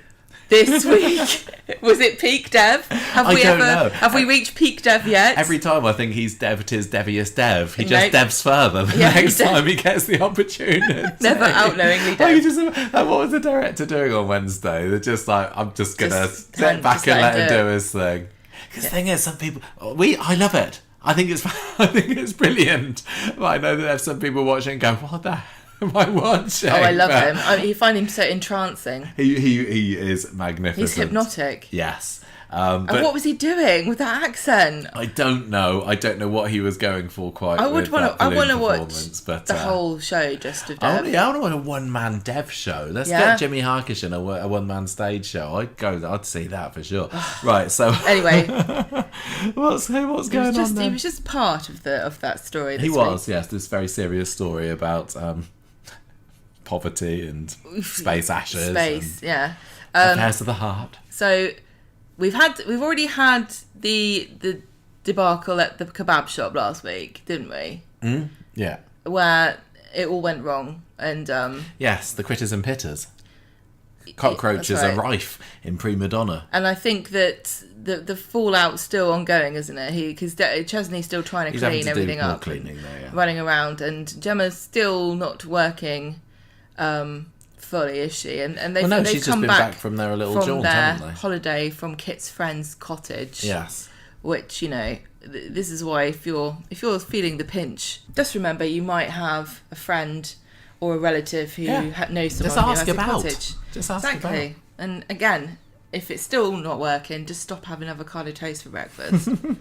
So, Bernie goes to see Billy, and she can see that he's got this. No, she says, "Oh, Billy, I'm having doubts about the space launch," and Billy's like, "Thank goodness you said it. What a tacky load of nonsense!" Yeah, that's right. And she's like, "No, I don't like the idea of him going in bits because remember, Billy's still got a bit of Paul in a box, so there's only 3/4 blasting into the stratosphere." No, she wants to take all of him with her, and Billy won't give her his share. And I love this too. He's like, sending him to space is tacky. I'm going to make him into a ring. Oh yeah. Listen, I have a problem with either of them, but I don't think that either one of them is any different to the other. I think making somebody unusual. into a ring is a little bit more usual than blasting them into space. What would you like to be done to you? Well, if I gave you two choices and said, when you die, I'm going to mash you up and I'm going to either blast you into space or I'm going to... well, can you just make me into a pencil or something? And then what? Write love poems? Yeah, something like that. I don't know what else you can do with ashes, but I don't hate the idea of being made into jewellery. Oh, that's good. But you don't wear jewellery, so No, I don't know. don't. You'd make me into a diamond ring and then pawn me off, wouldn't you? Yeah. You get more for that than you can for a box of ashes. I think what's happened is Bernie's just seen what happens to your ashes on Coronation Street if you're left around unattended for any length of time. She just wanted to get blown. She doesn't want into him to have dust it become a comedy scene, a comedic get run Todd over moment. by a bus. Yeah, exactly. Right, so Billy tells her to You just pound imagine sand. the rocket going up with Paul's ashes, and then they're hit by a passing asteroid. Or saying, "Oh, what a comedic Starlink moment that got him. was." Yeah. What does it mean to go to space as ashes, though? I don't know. Does it kind of and you must be going out with loads of other people. Yeah. Well, it's a bloody racket, isn't it? Don't they say that they go up there and then he kind of rains down? I'm not really sure. Well, that's what Bernie said. Bernie said he was going to rain down, but you don't need to go to space to be rain. Is he just? Maybe he's just orbiting. Orbiting. It's going to be space trash. Yeah. Okay. Right. So Ash trash. ash trash. Bernie, look. If that's what you want to do, it's fine. The only problem I have with it is that it's incredibly expensive, and this is a family that they keep trying to tell us is living in abject poverty. I know. I don't want to just kind of be down on something because it's a bit out of the ordinary, because that's probably quite rude. But it's not for me. No, I think pencil. for Bernie, it sounds like a perfect idea, but I think that's what Bernie wants for herself. I don't think Paul. But I just don't get why Bernie doesn't want to turn him into a natural crystal, because crystals are a thing. Probably she's because laughing at having Billy turning him into a ring, but that's not a million miles away. What do you think they're going to do? Do you think are we going to see the space launch? Well, there's the video party supposedly next week, isn't there? On a Wednesday. Yeah, I wonder what the video will look like. I bet they haven't made one. I bet they'll just have a load of people facing the telly. And crying. But or is it going to be a comedic, we've been rooked? They just tied him to a firework? I wonder whether... I mean, I know they've got confirmation that he's gone up now. Sorry, we're skipping ahead already, aren't we? But maybe it'll turn out that he hasn't, and then she'll have the ashes sent back to her, and then she'll realise, actually, maybe I do just want to make him into a little pendant or something. Maybe I want to give him just to Billy. I don't know whether we go that far, but I'm still not really enjoying the cattiness between the two of them. No, I know. Considering that the MND storyline was, my favourite of the year and last year. It's really just funny. Ended on a bit of it's just a bit uncomfortable to watch. It's ironic, isn't it? That all he wanted was for his family to unite, and they're just arguing over what he wanted after he died. I know, he'd hate to see what was going on at the moment. I think that's the point of the story. Yeah, but it doesn't feel like the point of the story, because it still doesn't feel like there's an end. I thought they got over this. Every time I think they got over their differences about Paul being dead and they're not being sure what to do about it, they've come up with a new cockamamie idea about how else to annoy each other. Yeah, I hope they kind of put this to bed on Wednesday or whenever it's supposed to be that the party is happening. But I've just got a horrible suspicion that Billy's gonna not enjoy it and then cause a scene. He shouldn't go to this. Anyway, so Bernie's like threatened because she thinks she's lost his ashes half an hour before the courier is supposed to arrive, but Dev has actually already sent him off and thought he was doing a good deed, and Bernie goes off on one and says, well, he says, hey, I thought I would save you a job, man. She's like, a job? My son's never a job. How bad was this, what Dev did? Because it obviously led to the breakup of this relationship. No, I think it was just her. She's not, like she said, she's not in the right space for this at the moment. If the courier turns up, what's he supposed to do? Just say, oh, hang on, come in for a cup of tea for a minute while I go and get the mum so she can give her a kiss on the box. Wrong. No, I don't think he did either. I think she knows that, though. So, Chesney's deep-cleaned the kebab shop again for a second time, and he's trying to get Dev to pay out for him to decorate it. And Dev's like, no, Tall Matt's going to do it, and you're not going to get any wages because the shop's closed. So, that's an awful I mean, that is events. Dev as family, I think, should be bending over backwards to try and get some kind of work for Chesney to do. And I know that Chesney is partly responsible for the infestation. The thing is, Dev's got loads of other shops and things. No, he doesn't. They all got blown up 20 years ago. But he's got this corner shop, and doesn't he have the chip shop? I can't remember whether he still owns the chip shop. I'm not sure. Why can't he get him work somewhere else? Yeah, but I know, equally, it's bad. There are some businesses where you don't pay somebody when they're not working, and there are businesses where you do, and it sucks because it's always the middle class people who, we don't have any work for you to do, but you're a salaried employee, so you're just gonna have to wait until there's some a project to come along. Yeah. Whereas all the working class people who are on minimum wage, we don't have there's no hours available, so you're gonna have to just swivel. And but you're right. This was a bit of an uncharacteristically grim move from Dev. Who even is Tall Matt? I don't know. I'd never heard of him He's a man who doesn't need a ladder to do the tops of ceilings. So we've had Tall Matt, we've had Hunky Matt. That was the guy that Alia was Dr. was Matt. fawning over. Dr. Matt. Yeah, they're never just Matt, are they? No, they never are. They got to be something Matt. So Bernie apologises. There's a certain number of doormats over the years in Corrie. I'll tell you that. Bernie returns to the pub and apologises to Dev for kicking off about everything, and then Gemma, just as they're kind of reconciling, Gemma marches in and complains that he's sacked Chesney, and Bernie's mad at him again. So that goes badly. So Dev comes back with his tail between his legs to try to placate her and says, I've not sacked him, I just can't pay him because there's no work. And Bernie's like, you can't do this to this guy. He's got no income, and he's got all these kids. And they get into an argument, and she tells him to bog off.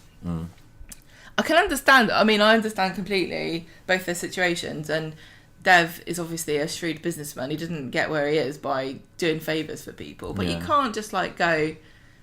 You're not having. Do you think that Bernie was more? The breakup was more because of the Chesney thing, or the Paul thing?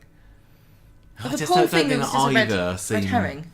I don't think that either. I would be furious if I was Bernie and I was going out with somebody who's basically. Really, Chesney's sort of his son-in-law in a very casual sense, and he's not helping out at all. And he was happy to drop 200 quid on a load of sandwiches. How much could he afford to spare Chesney for a week? Mind you, I wouldn't be putting my hand in my pocket for somebody who'd just been sending this kid on a ski trip. That's true. I just think it was a bit uncharacteristic from Dev, but so it hated the plot. Chesney needs to get one of these 0-hour takeaway delivery jobs, which I guess is like Deliveroo or Uber Eats or whatever. Maybe it's Simon. Maybe it's his big business idea has come to fruition. Fantastic. Gemma's not happy about this because he's going to be a dog's body. And then on Wednesday we have the quad's birthday. They're 5. Can you believe that? 5 years since a really stupid idea came to fruition in front of our eyes in Wales. I can't believe it's been that long since she parted her legs up on that cable car in Wales. Blimey. Billy brings round a present. They're gonna start giving them personalities and little things soon, aren't they? Yes. Because at the moment they're still very much just herd them all into the scene, and they sit around the table playing nicely with each other. They had a couple of lines this week, didn't they? Not much, but they're starting to get there. Not much, but it's honest work if you can get it. Yeah. So Billy brings around a present that Paul had bought. Oh yeah, this is it. And then Bryn says, "Is Paul coming?" No, he's dead. I don't know whether did we find out what the present was. I can't remember. It looked like it was a board game or something. Oh, lovely. Probably Mousetrap. Classic. In the shop, Dev does not know what to do. I think they doesn't should know. get Connect 4 because it's very quad. It's not quad friendly because you got 2 players. Just because it's Connect 4. Anyway, in the shop, Dev is fretting because he loves Bernie, misses her, but I know what's great for 4 players: hungry hippos. Yeah, Probably- Cos would love that. They've even got that little mini circular table in the lounge. They could put it in the middle, have a corner each. Job's a good one. Just saying. Maybe that's what 6th birthday next year. Okay. Shall I tell you what happened with Dev? Yes. He loves Bernie, he misses her, and he doesn't even know if she wants him at the party or not. I say, Dev, any chance to swerve a 5-year-old's birthday, but not just 5-year-old, 4 5-year-olds. Yeah. So Mary and Ardy like sweep her off her feet, and Ash is like, no. The last thing you need is some kind of grand gesture or hassling her at the moment. And Dev's he's like, grand gesture, you say? Yeah. I am Dev, the master of the grand gesture. And Leave you it to me. said French accent, you say? I don't know why, but I will do one of those.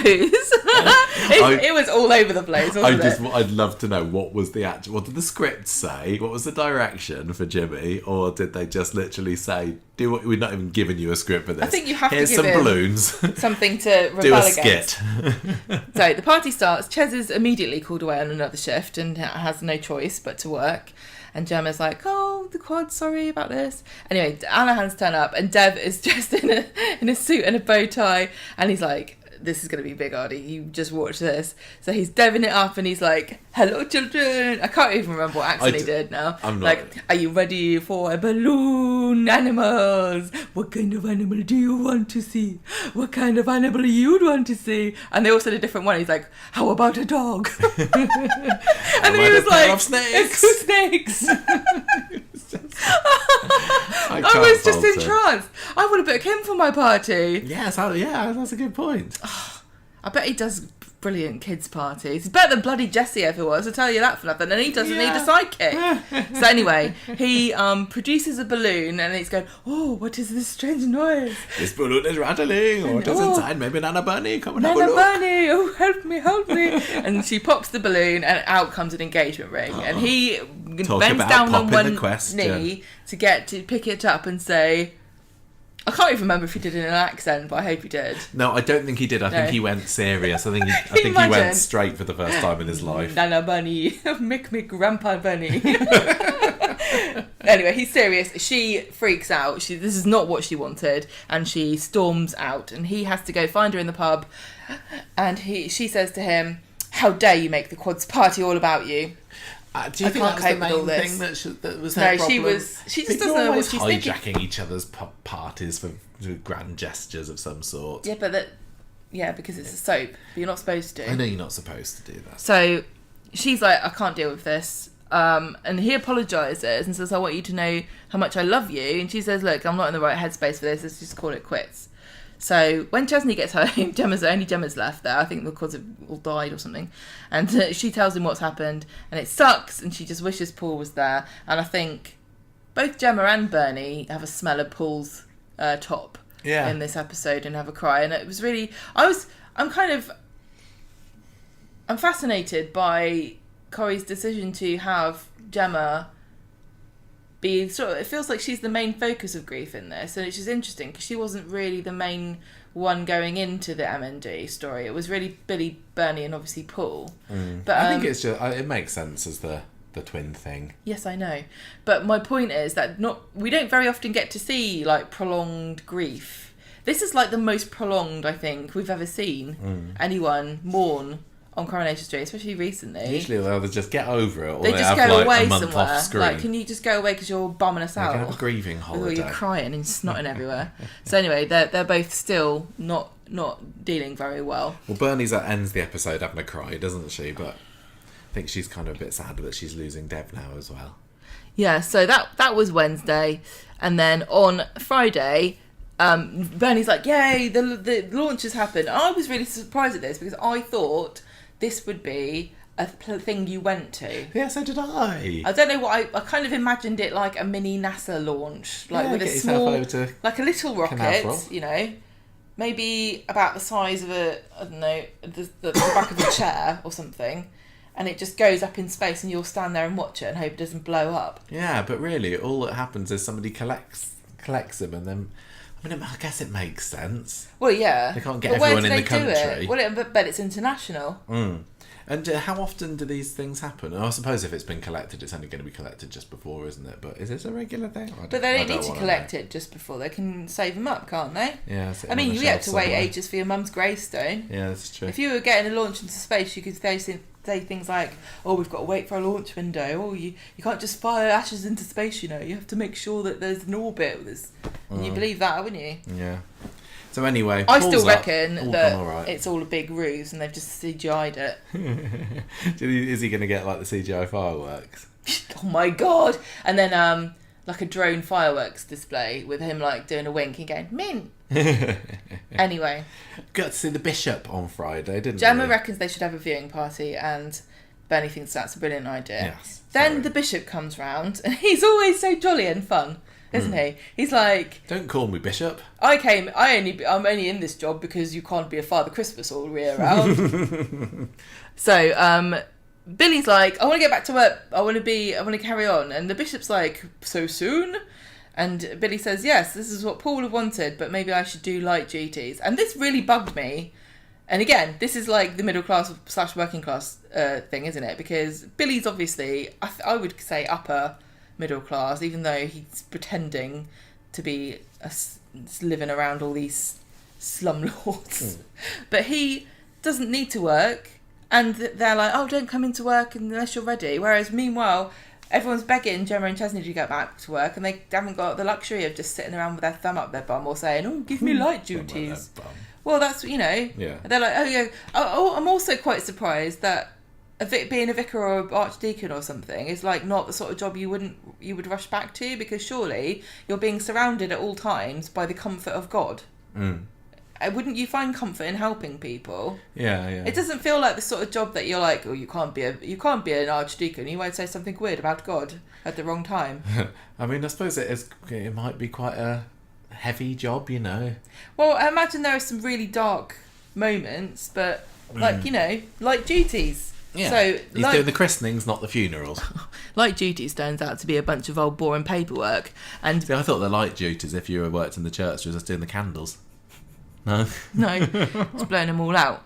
And someone thinks he's pushing himself too hard, and then he's sitting there and he's like, oh, I can't be bothered with this. So he phones up the bishop and says, I want to quit being an archdeacon, which came out of nowhere. I thought that was really weird. Also, he really wasn't ready to go back to work because he just gave it half an hour and gave up. I know, it didn't take him long, did it?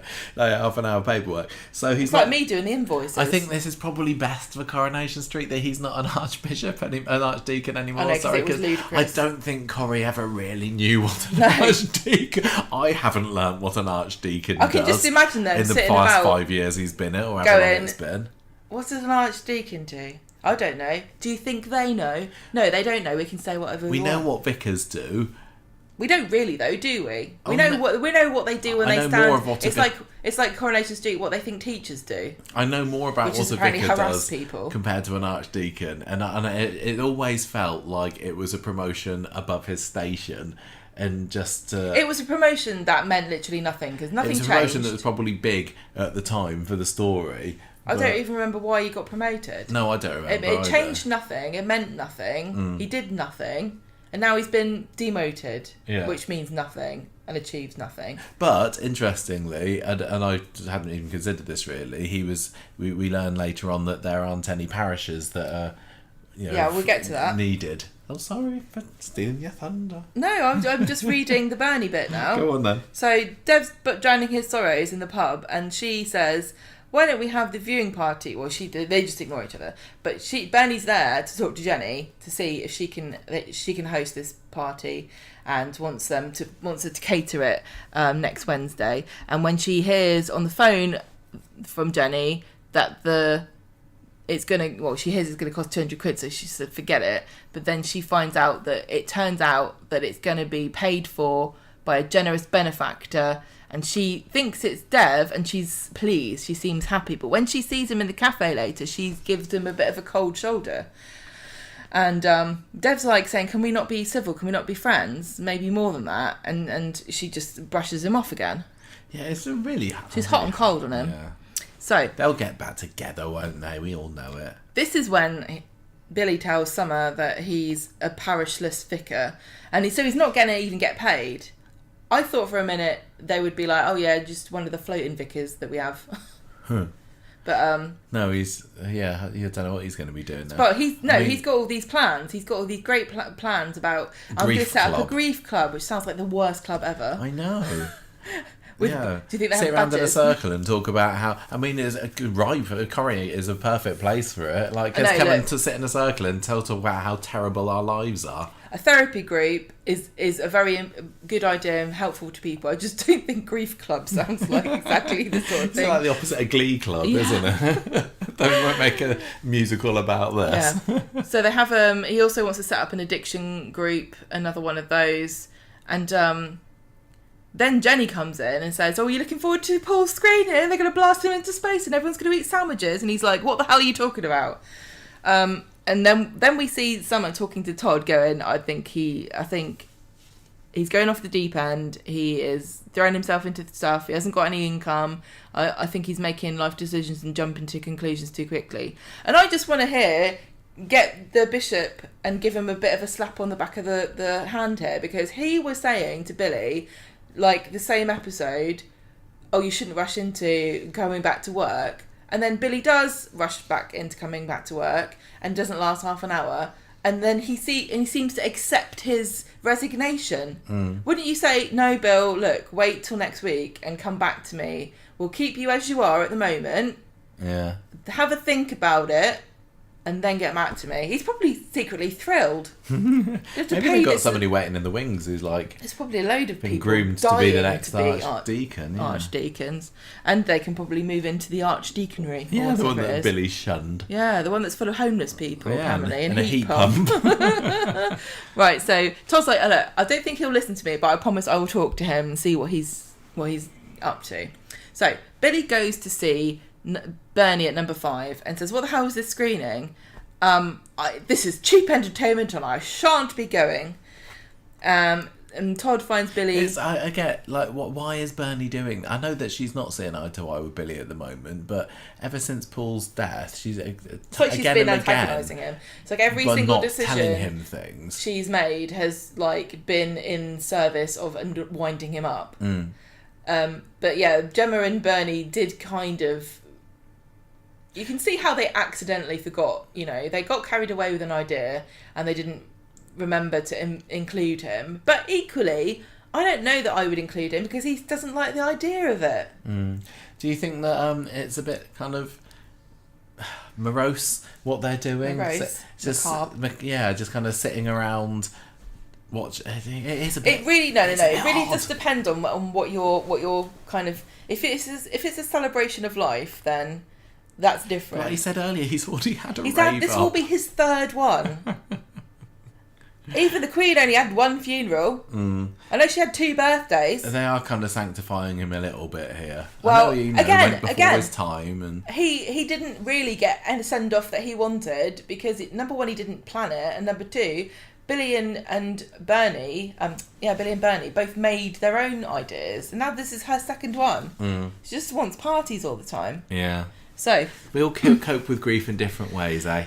I guess so, but I really hope that they address it in some way when Bernie finally gets to Wednesday and she's done this launch and she's had this party and this everyone round, and now she's going to have to actually stop and think, what now? Because really it feels like all of this has just been distracting. Yeah, you're absolutely right. You're right. She wants to feel like she's doing something to be a good mum because she's felt for so long that she was, she caused him to have MND and she abandoned him for so many years of her life. Like, what's going to be next for her? If I give him the perfect send off, everything will be okay.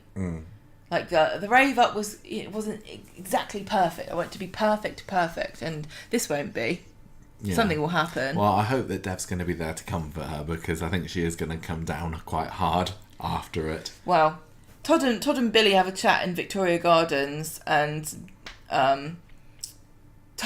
Billy saying, I feel bad. I tried to kiss you the other week. I forgot about that. No, me too. I'm glad they reminded us. And Bernie walks in and sits down by Billy, and Todd leaves them alone. And Bernie apologises, and they go back to Billy's flat, and she says, "Look, my head's been all over the place. I broke up with Dev. Please come to the party. I need you." And he agrees. But this again felt like unnecessary, because we already had the scene at the end of the rave where they both sat on the floor and cried with each other. Yeah. I thought they'd come to some kind of tacit agreement, and it was nice, and I thought it was closure, but then we're having it again.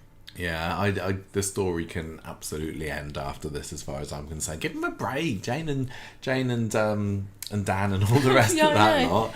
I mean, Shanique can't stop on the train that she's on at the moment. But I can really have a breather. A break from Chesney and Gemma. I think they need to stop pretending that they're the poorest people on the street, because it's just nonsense. It just undermines people that live in real poverty. Chesney even makes a reference to benefits at a certain point. Oh yeah, he did, didn't he? And he said something like, "I can't work more hours because I'll lose my benefits."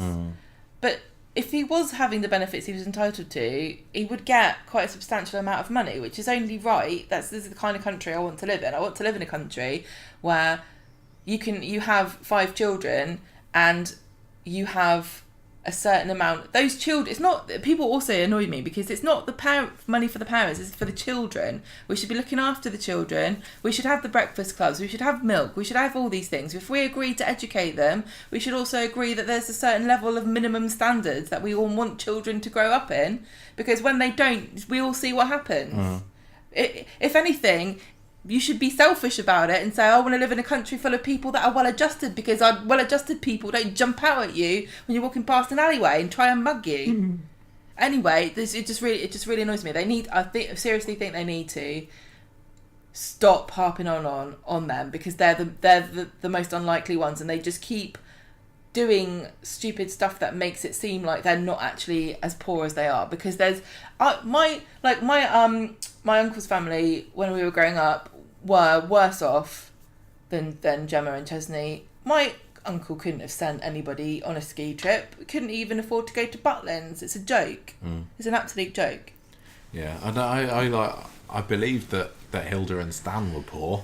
Yes, and they made stories out of it, and I just can't understand it. It doesn't feel difficult. It doesn't feel like it should be this difficult. Well, they didn't have the money tree to be back consistent then, did they? with. And also that some of the stuff that they come out with could be hand waved away. Like, where's Granny Linda gone? Why isn't she paying for Joseph's ski trip? I think that Granny Linda's absence is bizarre during this. You'd have thought that this would have been perfect for her to swan in. The trouble about Coronation Street, and I don't know how they can solve this problem particularly. The same reason why Sean's homeless story didn't work, because Coronation Street is a story about communities and people that care about each other. And most of the things that happen to you when you have like homelessness or poverty is because you don't have a support system and a community of people that care about you. And in Coronation Street, we're supposed to believe that everybody has got at least one person who cares about them. I think at least one thing I do like about this whole family setup they've got is that they do feel close and they love each other, and there's not very many families with parents and kids on Coronation Street anymore, and I think that I definitely appreciate the bond that they all stick out up for each other, and I think that's yeah, that counts for a lot. Right, so possibly a new family coming up, Steve and Cassie. We just got a couple of episodes of them this week. They weren't in it on Friday. But Cassie is... she's been kind of sniffing around Steve for a while, and I think she knows that she's almost got him reeled in, hasn't she? And she's at the beginning of Monday's episode kind of winding him up by telling him about this date she's got with a bloke called Troy, which Steve thought was a hilarious name. He's just like, Troy. You can tell that Steve is... a bit jealous. Yeah, a little bit jealous here. He's like, it's just like Roy with a T. What are you on about? So he takes her to see this Troy on a date. He's the one that's enlisted to drive the taxi, but then it doesn't work. It's just a bit of disaster, really. The guy walked out on her, and Steve offers to buy her a drink. So they go to the pub and have a bit of a booze, have a bit of a flirt, and Steve finally makes the move, doesn't he? He's the one that strokes her hand. It's because she's all dressed up, she's all glammed up like Claire Sweeney. You know, Cassie's usual look is a skank, and ex-druggy skank. It's the makeup department that do a fantastic job of making her look, like that. But she was. Oh yeah, look, down and out, brilliant on Wednesday. So when Cassie dresses up like Claire Sweeney, it's a bit like when Abby dresses up like Sally Carmen. Yeah, the characters can sometimes look a lot more glam look a bit like than actresses. They usually do. Yeah. Anyway, so she seems to be enjoying the attention that she's getting from Steve. What did you think about this? I don't mind. I thought it was actually kind of sweet. I think tell it's you quite what, sweet. She was charming and flirty, wasn't she? Yeah. I tell you, look, if Swain and Carla don't work out, watch out either of those two women, because Cassie could turn anybody. I'm happy that Steve has got someone. I don't know what's going on. I don't know what's going on with Tracy at the moment. I mean, she's barely been in it this year. Kate Ford has been away from the street for a while. Steve, as one of the main patriarchs or whatever you want to say of the street, he lives at number one. It kind of feels right that he's got a woman on his arm, and I think that Claire Sweeney coming in as a big-ish name, pairing him up with Steve McDonald, that's not such a bad idea. But my problem is partly that I still don't know. I 95% trust her, but there's just a little niggle in the back of my mind of going, yeah, but sometimes Cassie is a bit of a git, like when she stole that £10 off Ken the other week, and I don't want to be disappointed, so I'm hesitant to 100% commit to this relationship. I mean, all relationships on Coronation Street go to pot in the end, but I would quite like this one to work. I think that they work well together. I think they bounce off each other. Steve's not a complete idiot when he's with her. I'm supportive. What about you? I just think, like I said, Claire Sweeney is such a charismatic person, and when she was flirting with Steve in the morning on the Wednesday, although I usually find stuff like that really sickening and annoying, I thought she was so cute and sexy, and that was fun because we haven't seen that for a while, because Sally and Tim haven't been bonking quite as much as they used to. Well, they might have been. That's probably why we haven't seen them. They just never get out of bed. So from that perspective, it's good. Why is Steve living with Ken? Well, it's because of Tracy, isn't it? Yeah, exactly. Tracy's not there anymore. I can't remember who owns the house at the moment. Don't know who owns the house. I've forgotten who owns the house. Remember. But it's very, very weird that they're living there with Cat. I don't know what will happen, but I think it would work. I hope that. I don't know. Again, Claire Sweeney is a bit like Maureen Lipman, where it feels like they're bigger than the show, and I don't know how fair it is to say that over anybody else who are all really talented and wonderful, but they both feel like people to me who they might just decide one day, like, I can't be bothered to do this anymore. I've got I'm going to write a book, or I'm going to be in a film, or I'm going to do whatever I want to do. I mean, Claire is loving being, from what I can tell, on Coronation Street. I mean, she's posted on Instagram today the pals scene and they're saying like, this is my favourite ever Corrie scene. I love that she loves clearly, Corrie. Yeah. So from more than other actors, I just wonder how long she wants to be in it, and so I'm reluctant to invest with her, thinking she's got a ticking clock. But I don't know if I'm being unfair to her. It's about time that she actually finally got together with Steve, because this has been bubbling away for what seemed like months. Yeah, my point is that I would be thrilled if they got together, because I actually think that she might temper a bit of his manic. I think so. Insanity. I think that she brings out Steve's best side. Yeah, she does. Because I think Steve's just been in a series of relationships with henpeckers. Yeah. And she doesn't feel like a henpecker to me. No, totally. Michelle was the death knell for Steve, wasn't she? Really she wore him down. Exactly. Ended up with depression. And although I did enjoy the idea of Tracy and Steve together, and the whole childhood Well, sweetheart-ish there's fun. angle. There's a certain element of fun of seeing these, Curry's all dopey about. men being put in their place. But I feel with Steve and Cassie that there's a bit more on the same level. Yeah, they do feel and more that's quite equals. refreshing, Yeah. actually. And on Wednesday, when they're Why not sneaking try a relationship with a woman who likes you? when they're sneaking down the stairs on Wednesdays, like they were like pair of naughty teenagers, I thought it was brilliant. And they have to come up with some ruse or some line about she came in 5 minutes ago and she's just been down to the loo or something, which Ken falls for. Adam gets involved in this, and that was kind of a bit of a downside for me. Like, I was enjoying this until he came in with his big size 10s and kind of ruins it all. He's just really. He did a lot of standing around with his hands in his pockets or on his hips, didn't he? He's just very suspicious of out. her taking advantage of Ken, and he tells.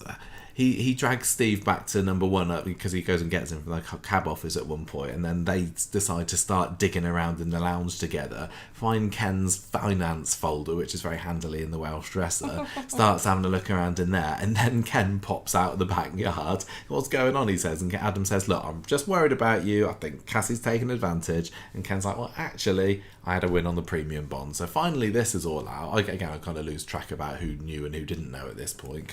Did Cassie know? I think Cassie knew because she's the one that told him. Oh yeah, of course. She's the one that said you should kind of live a little and go on holiday. And so Steve then starts quizzing Ken about it and is somewhat surprised to hear that Cassie was involved in setting up the idea of this holiday. Well, she's the one that told him, don't spend your money on Amy, spend it on yourself, because there was that bit where it seemed as though she might be able to get her money back, and so Cassie was like, oh, that would be convenient, you don't need to give it to her. And so obviously Steve is very heartbroken or betrayed to find out that she was kind of the main instigator in his daughter being in financial difficulties, and we still don't know what's happening with that. Is she going to get her money back? It'll probably be all fine. It'll be fine in the end. Anyway, this whole leads into a massive argument between Steve and Cassie. They're barely, the bed's barely gone cold after their night of passion, and already they're over. She's gone off to wherever it was, Porto with Ken, and Porto sounds like Steve's a fake left place. licking his wounds, having a bit of a sulk. And Adam says, well, it's not over yet. We're going to stage a family intervention when they get back. He's just pleased to be involved in it, is Adam. They're all dust. Go away, Adam. We don't need you in all this. of these people, I'm just like, I would believe you more if you didn't stand to inherit money from him, and that's why you're kicking off. Yeah, Adam just wants it for himself, doesn't he? He's Well, already yeah. got the Baldwin fortune. Baldwin billions. I Probably, don't think Steve's gonna expect him to get any money off Ken, but No, Amy sure. will. Yeah. But that's what I mean. They're all just like, oh no, why are you giving money to somebody else? You could give it to me. Old people shouldn't just be hanging around waiting to die so they can give their money. Also, they don't know, Ken could end up in a care home and they wouldn't get any money on it anyway. Yeah. Why don't you just enjoy it while he can? He's completely right. Ken's completely right. He's totally right. He's only got a limited amount of time where he's going to be confident and healthy enough to want to go abroad at all. Let him go. Yeah, totally. Stop being selfish assholes. Yeah, I just hope that when they do this intervention, Cassie proves that she is on the level. Because I've loved the stuff with Cassie and Ken, and it all started off a bit strange about, we were promised this story where we find out how difficult it is for old people when they've had accidents. We never got any of that, but it's just given us some really lovely warm scenes of Claire Sweeney and William Roach listening to music together. And I know, but again, it's like Coronation Street got itself distracted, trying to do some kind of issue story, like they do an issue story about loneliness in old age, and then they go, oh, what if he wins the premium bonds and goes on holiday to Portugal? That's not a story about anything relatable. No, but I don't mind. I don't mind it at all. I'd rather it was what it was than but trying to teach us stuff all the time. But it still would have been genuinely interesting. Yeah. I mean, honestly, the way things are going, as far as we know, Rita's been sat in her house every time we haven't been watching her coming out, crying and looking at photos and drinking herself into a grave. They had the story about Lonely Rita a few Christmases ago, and she had that cat, didn't she? And she spent a few days underneath a Christmas tree, and nobody noticed. Nothing's changed for her. Right, we've also got a few other stories left. Let's power through to the end of this because most of the rest was only like one day's worth. So frail Gail, Gemma. So Jessie, yes, has accepted Gail's offer of marriage with him to align the houses, give Gail one more surname before she leaves this earth. I wonder how tall her gravestone will be in the end. So Jessie says to Sarah and Audrey about the engagement, and Sarah thinks it's a joke, and Audrey is not very impressed at all, and they're very hostile about it. And Sarah, especially Audrey. Yeah, Jessie says, look, when you go visit her, you better look happy because I'm surprised, and she'll be sad otherwise. So Sarah and Audrey go to see Gail and like, is there any news? Any news, ma'am? and so she tells them, she's like, oh ma'am, the most wonderful news. And Audrey's like, oh, I don't believe it. They did a great. They did a really good job of like being underwhelmed, but yet trying desperately to I thought they act played it really happy well. without over egging it in case it encouraged her. So she's like, yes, seeing death, feeling its icy grip on my throat made me realise I want to live life to the max. And Audrey's like, you should maybe slow down a little bit. And Gail's like, no. Sarah comes round to the idea a little bit, doesn't she? But Audrey's still very hesitant. I hope it doesn't lead into like Audrey versus Gail fallout. I haven't got time for that. Let's just have a suck it up and deal with it. Do you think there might be a bit of jealousy here with Audrey? Or do you think, like she's older than Gail and she hasn't got a man, has she? Well, she didn't need one, I don't think. Well, no, but she did. She always wanted one. What do you mean she didn't need one? She's been spending her whole life jumping in and out of beds with people. Yeah. I wonder whether she's just like thinking, what's for me then? What do I get? Didn't Gail steal Lewis off of Audrey? Maybe Audrey's gonna make a move Jessie on Chadwick next. Yeah, she should do. Right, so back at Red Bank, Audrey's still resistant, but Sarah's like, I think it will be fine. And Jessie goes to streetcars to see if they do event cars so that he can take his have the wedding. This is when the engagement is revealed to Eileen, and she's like, rubbish, she's old enough to be your mother. This is the obligatory, yes, Eileen is going to be partly involved in this story. I hope that they take this idea and run with it. I mean, this was literally just Monday and nothing's happened since, but to me, Eileen needs to be a part of this story more. Because every time Eileen has been confronted with this relationship with Jessie and Gail, George has been there and seen how bitter and cynical and sarcastic and rude Eileen has been, and it makes me wonder whether this is going to be George and Eileen break up again, because I don't want to see that boring. Yeah, because if they do, then it's not going to stay broken up, are they? Every time she's like, he looks at her like really disgusted. He looks actually quite shocked at how unpleasant she is. But I find that hard to believe that he's not. Like sat next to her when she's watched a TV show with somebody in it that she doesn't like. I bet she's like me, always moaning and bitching on about somebody that she doesn't like. Right, well we will wait and see what happens there. She better watch herself, because that's why my appendix had to come out. The Toya Nick Leanne story just kind of spun on its wheels a little bit on Monday. Basically, you got what? Well, yeah. What? No, it didn't really, because we had a bit of a fairly big... Well, Toya decides that she is going to accept Nick's job offer of being temporary manager at the bistro, because Leanne wants to take a step back and do more of the boring financial work. Maybe after half an hour she'll be like Billy and she'll like, actually... No, I quit. Put me front of house again, yeah. So Toya is like, I don't know whether that's going to work, and Nick convinces her that it could be good for their relationship and it could help Leanne see that actually we work quite well together, and maybe she'll be more amenable to the idea when we reveal what we've been getting up to when her back's turned. And there's a little scene in the office where Leanne says to Nick, well, I suppose it's okay. I guess it's not like you're going to be at it in the office, is it? Well, we all know that... That was a super naive thing. We all know that Toya loves a good desk bonk, don't we? From the days with Imran in the lawyer's office. So watch this space. Nothing she loves more. Dirty minx. And then finally we had a little bit. We kind of talked about it already. We really. The Mason story on Friday, because Liam's therapy gets brought up again. I don't know whether this was the beginning of something or whether it was just a coda to, the Corrie people saying, "Oh, remember when Liam had his therapy?" People were probably wondering if he's better now. I wonder and why it turns out he is. They didn't show any sessions or anything. No, I don't need it. I'd be interested. I want to know what they talk about. Even Gary asks him, "What do you talk about?" And he's like, "Oh, it's kind of boring." This and that. So, but Mason and Liam sort of see each other, and Liam's kind of running away, and while he's trying to run away from Mason, he nearly gets run over by Chesney, and Mason saves him, and they kind of like, Mason's like, "You're not trying to top yourself again, are you? Like, I'm sorry about that time I nearly drove you to kill yourself." And he's like, look, I'm over it. I don't care about you. And Mason's like, "Look, I am sorry about everything." Well, he's spent a bit of time behind bars, and I think he has learned a lesson. We did get a little bit, do you remember when he got the job back at Speed Dial and Betsy convinced him to do it so that he could do over Yasmin and Stu? That kind of evaporated away, didn't it? I think we're supposed to think that Mason, some kind of innocent Snow White character, who's shocked her mum killed a bloke. I think that Mason has learnt his lesson at this point. I don't know how fair this is.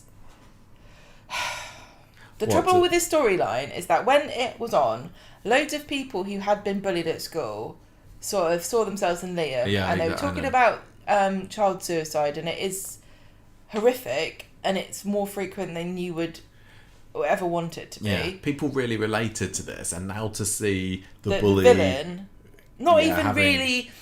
not really getting any comeuppance in any way that a sane person would want to see. Like, okay, it's all very well to say that somebody should be punished and live a terrible life, but this boy's being like attacked by his brothers. He's homeless. He's been in prison, and he's down on his luck. He hasn't got anything going for him. That's not really the sort of thing I want to, can you take pleasure in that? I guess if you... I'd rather see him sort of like realise what a dick he's been, and then go away and we don't see him again and we just hear his good deeds by word. So I don't know, is he redeemed? I don't know, what do you... I think he hasn't really been redeemed, because he was still trying to get on with, we didn't see why he didn't do over Yasmin and Stu. We didn't see what he did when Betsy came crying to him. We know that he didn't want to burgle that place with a crowbar, but he didn't...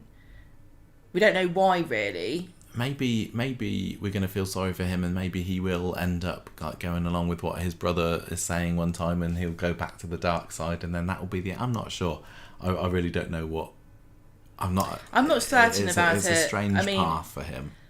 I guess it's fair that there's no such thing as black and white, and and I did say, again, we're really fickle about this kind of stuff, because we said about Aaron, when Aaron was in it, what kind of message does it send, and is it helpful to say anyone could do this, but also anyone can be forgiven? Because I agree with that. But I just don't think it's fair to ask the victims to be the one that does the forgiving. And in this case, Liam is kind of being the bigger person. Yeah. And if you're watching it, because we had, some really, really heartfelt messages from people, like parents of people who had been abused horrifically.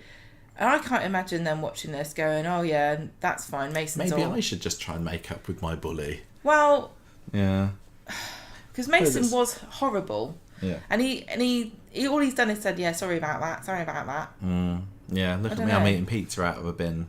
Basically what we had happen on Friday was Gary gets wind of this little thing between... Because I think Mason's kind of having a bit of fun with Liam. He gives him a bit of a funny shake, doesn't he? Which Dev sees. Yeah, see, he's still being a dick.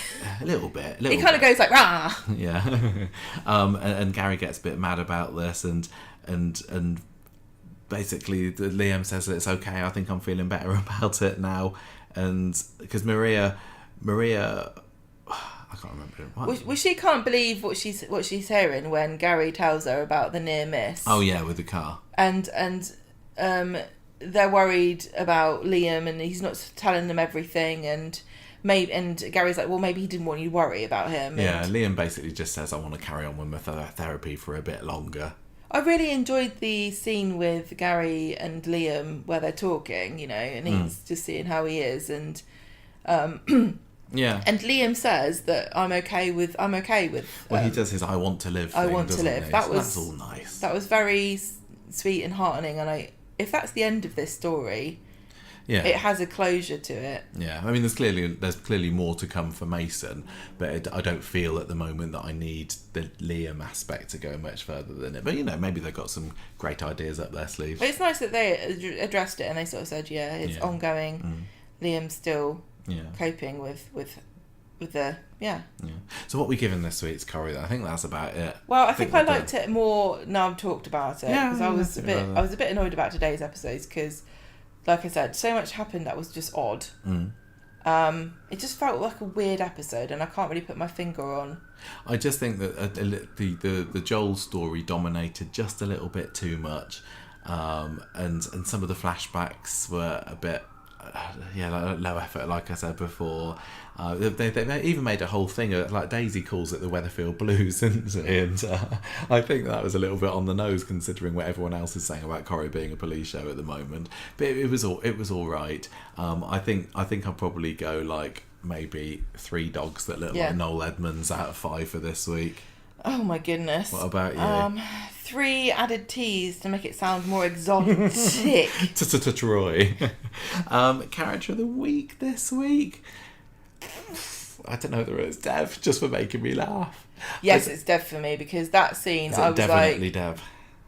It's like I left my body and I was watching myself watch it. Yeah, I don't know whether anybody in the Joel story particularly. I know that loads of people. Lisa Swain's going to be their character of the week. Yeah, from now until eternity. Yeah, I think it goes without saying. It was really great to see her bathroom. Sounds weird, but I kind of like the way that they're taking a bit of risks with making her not like a complete pushover, likable doormat, and she does make mistakes. She's not infallible, and just her being a raging cow to Daisy was Daisy does need to be put in her place every now and then. Yeah. Right. Did I give it a character of the week? I'm going to say Dev as well. You said Dev, and I just say Dev. Both say Dev. He was great.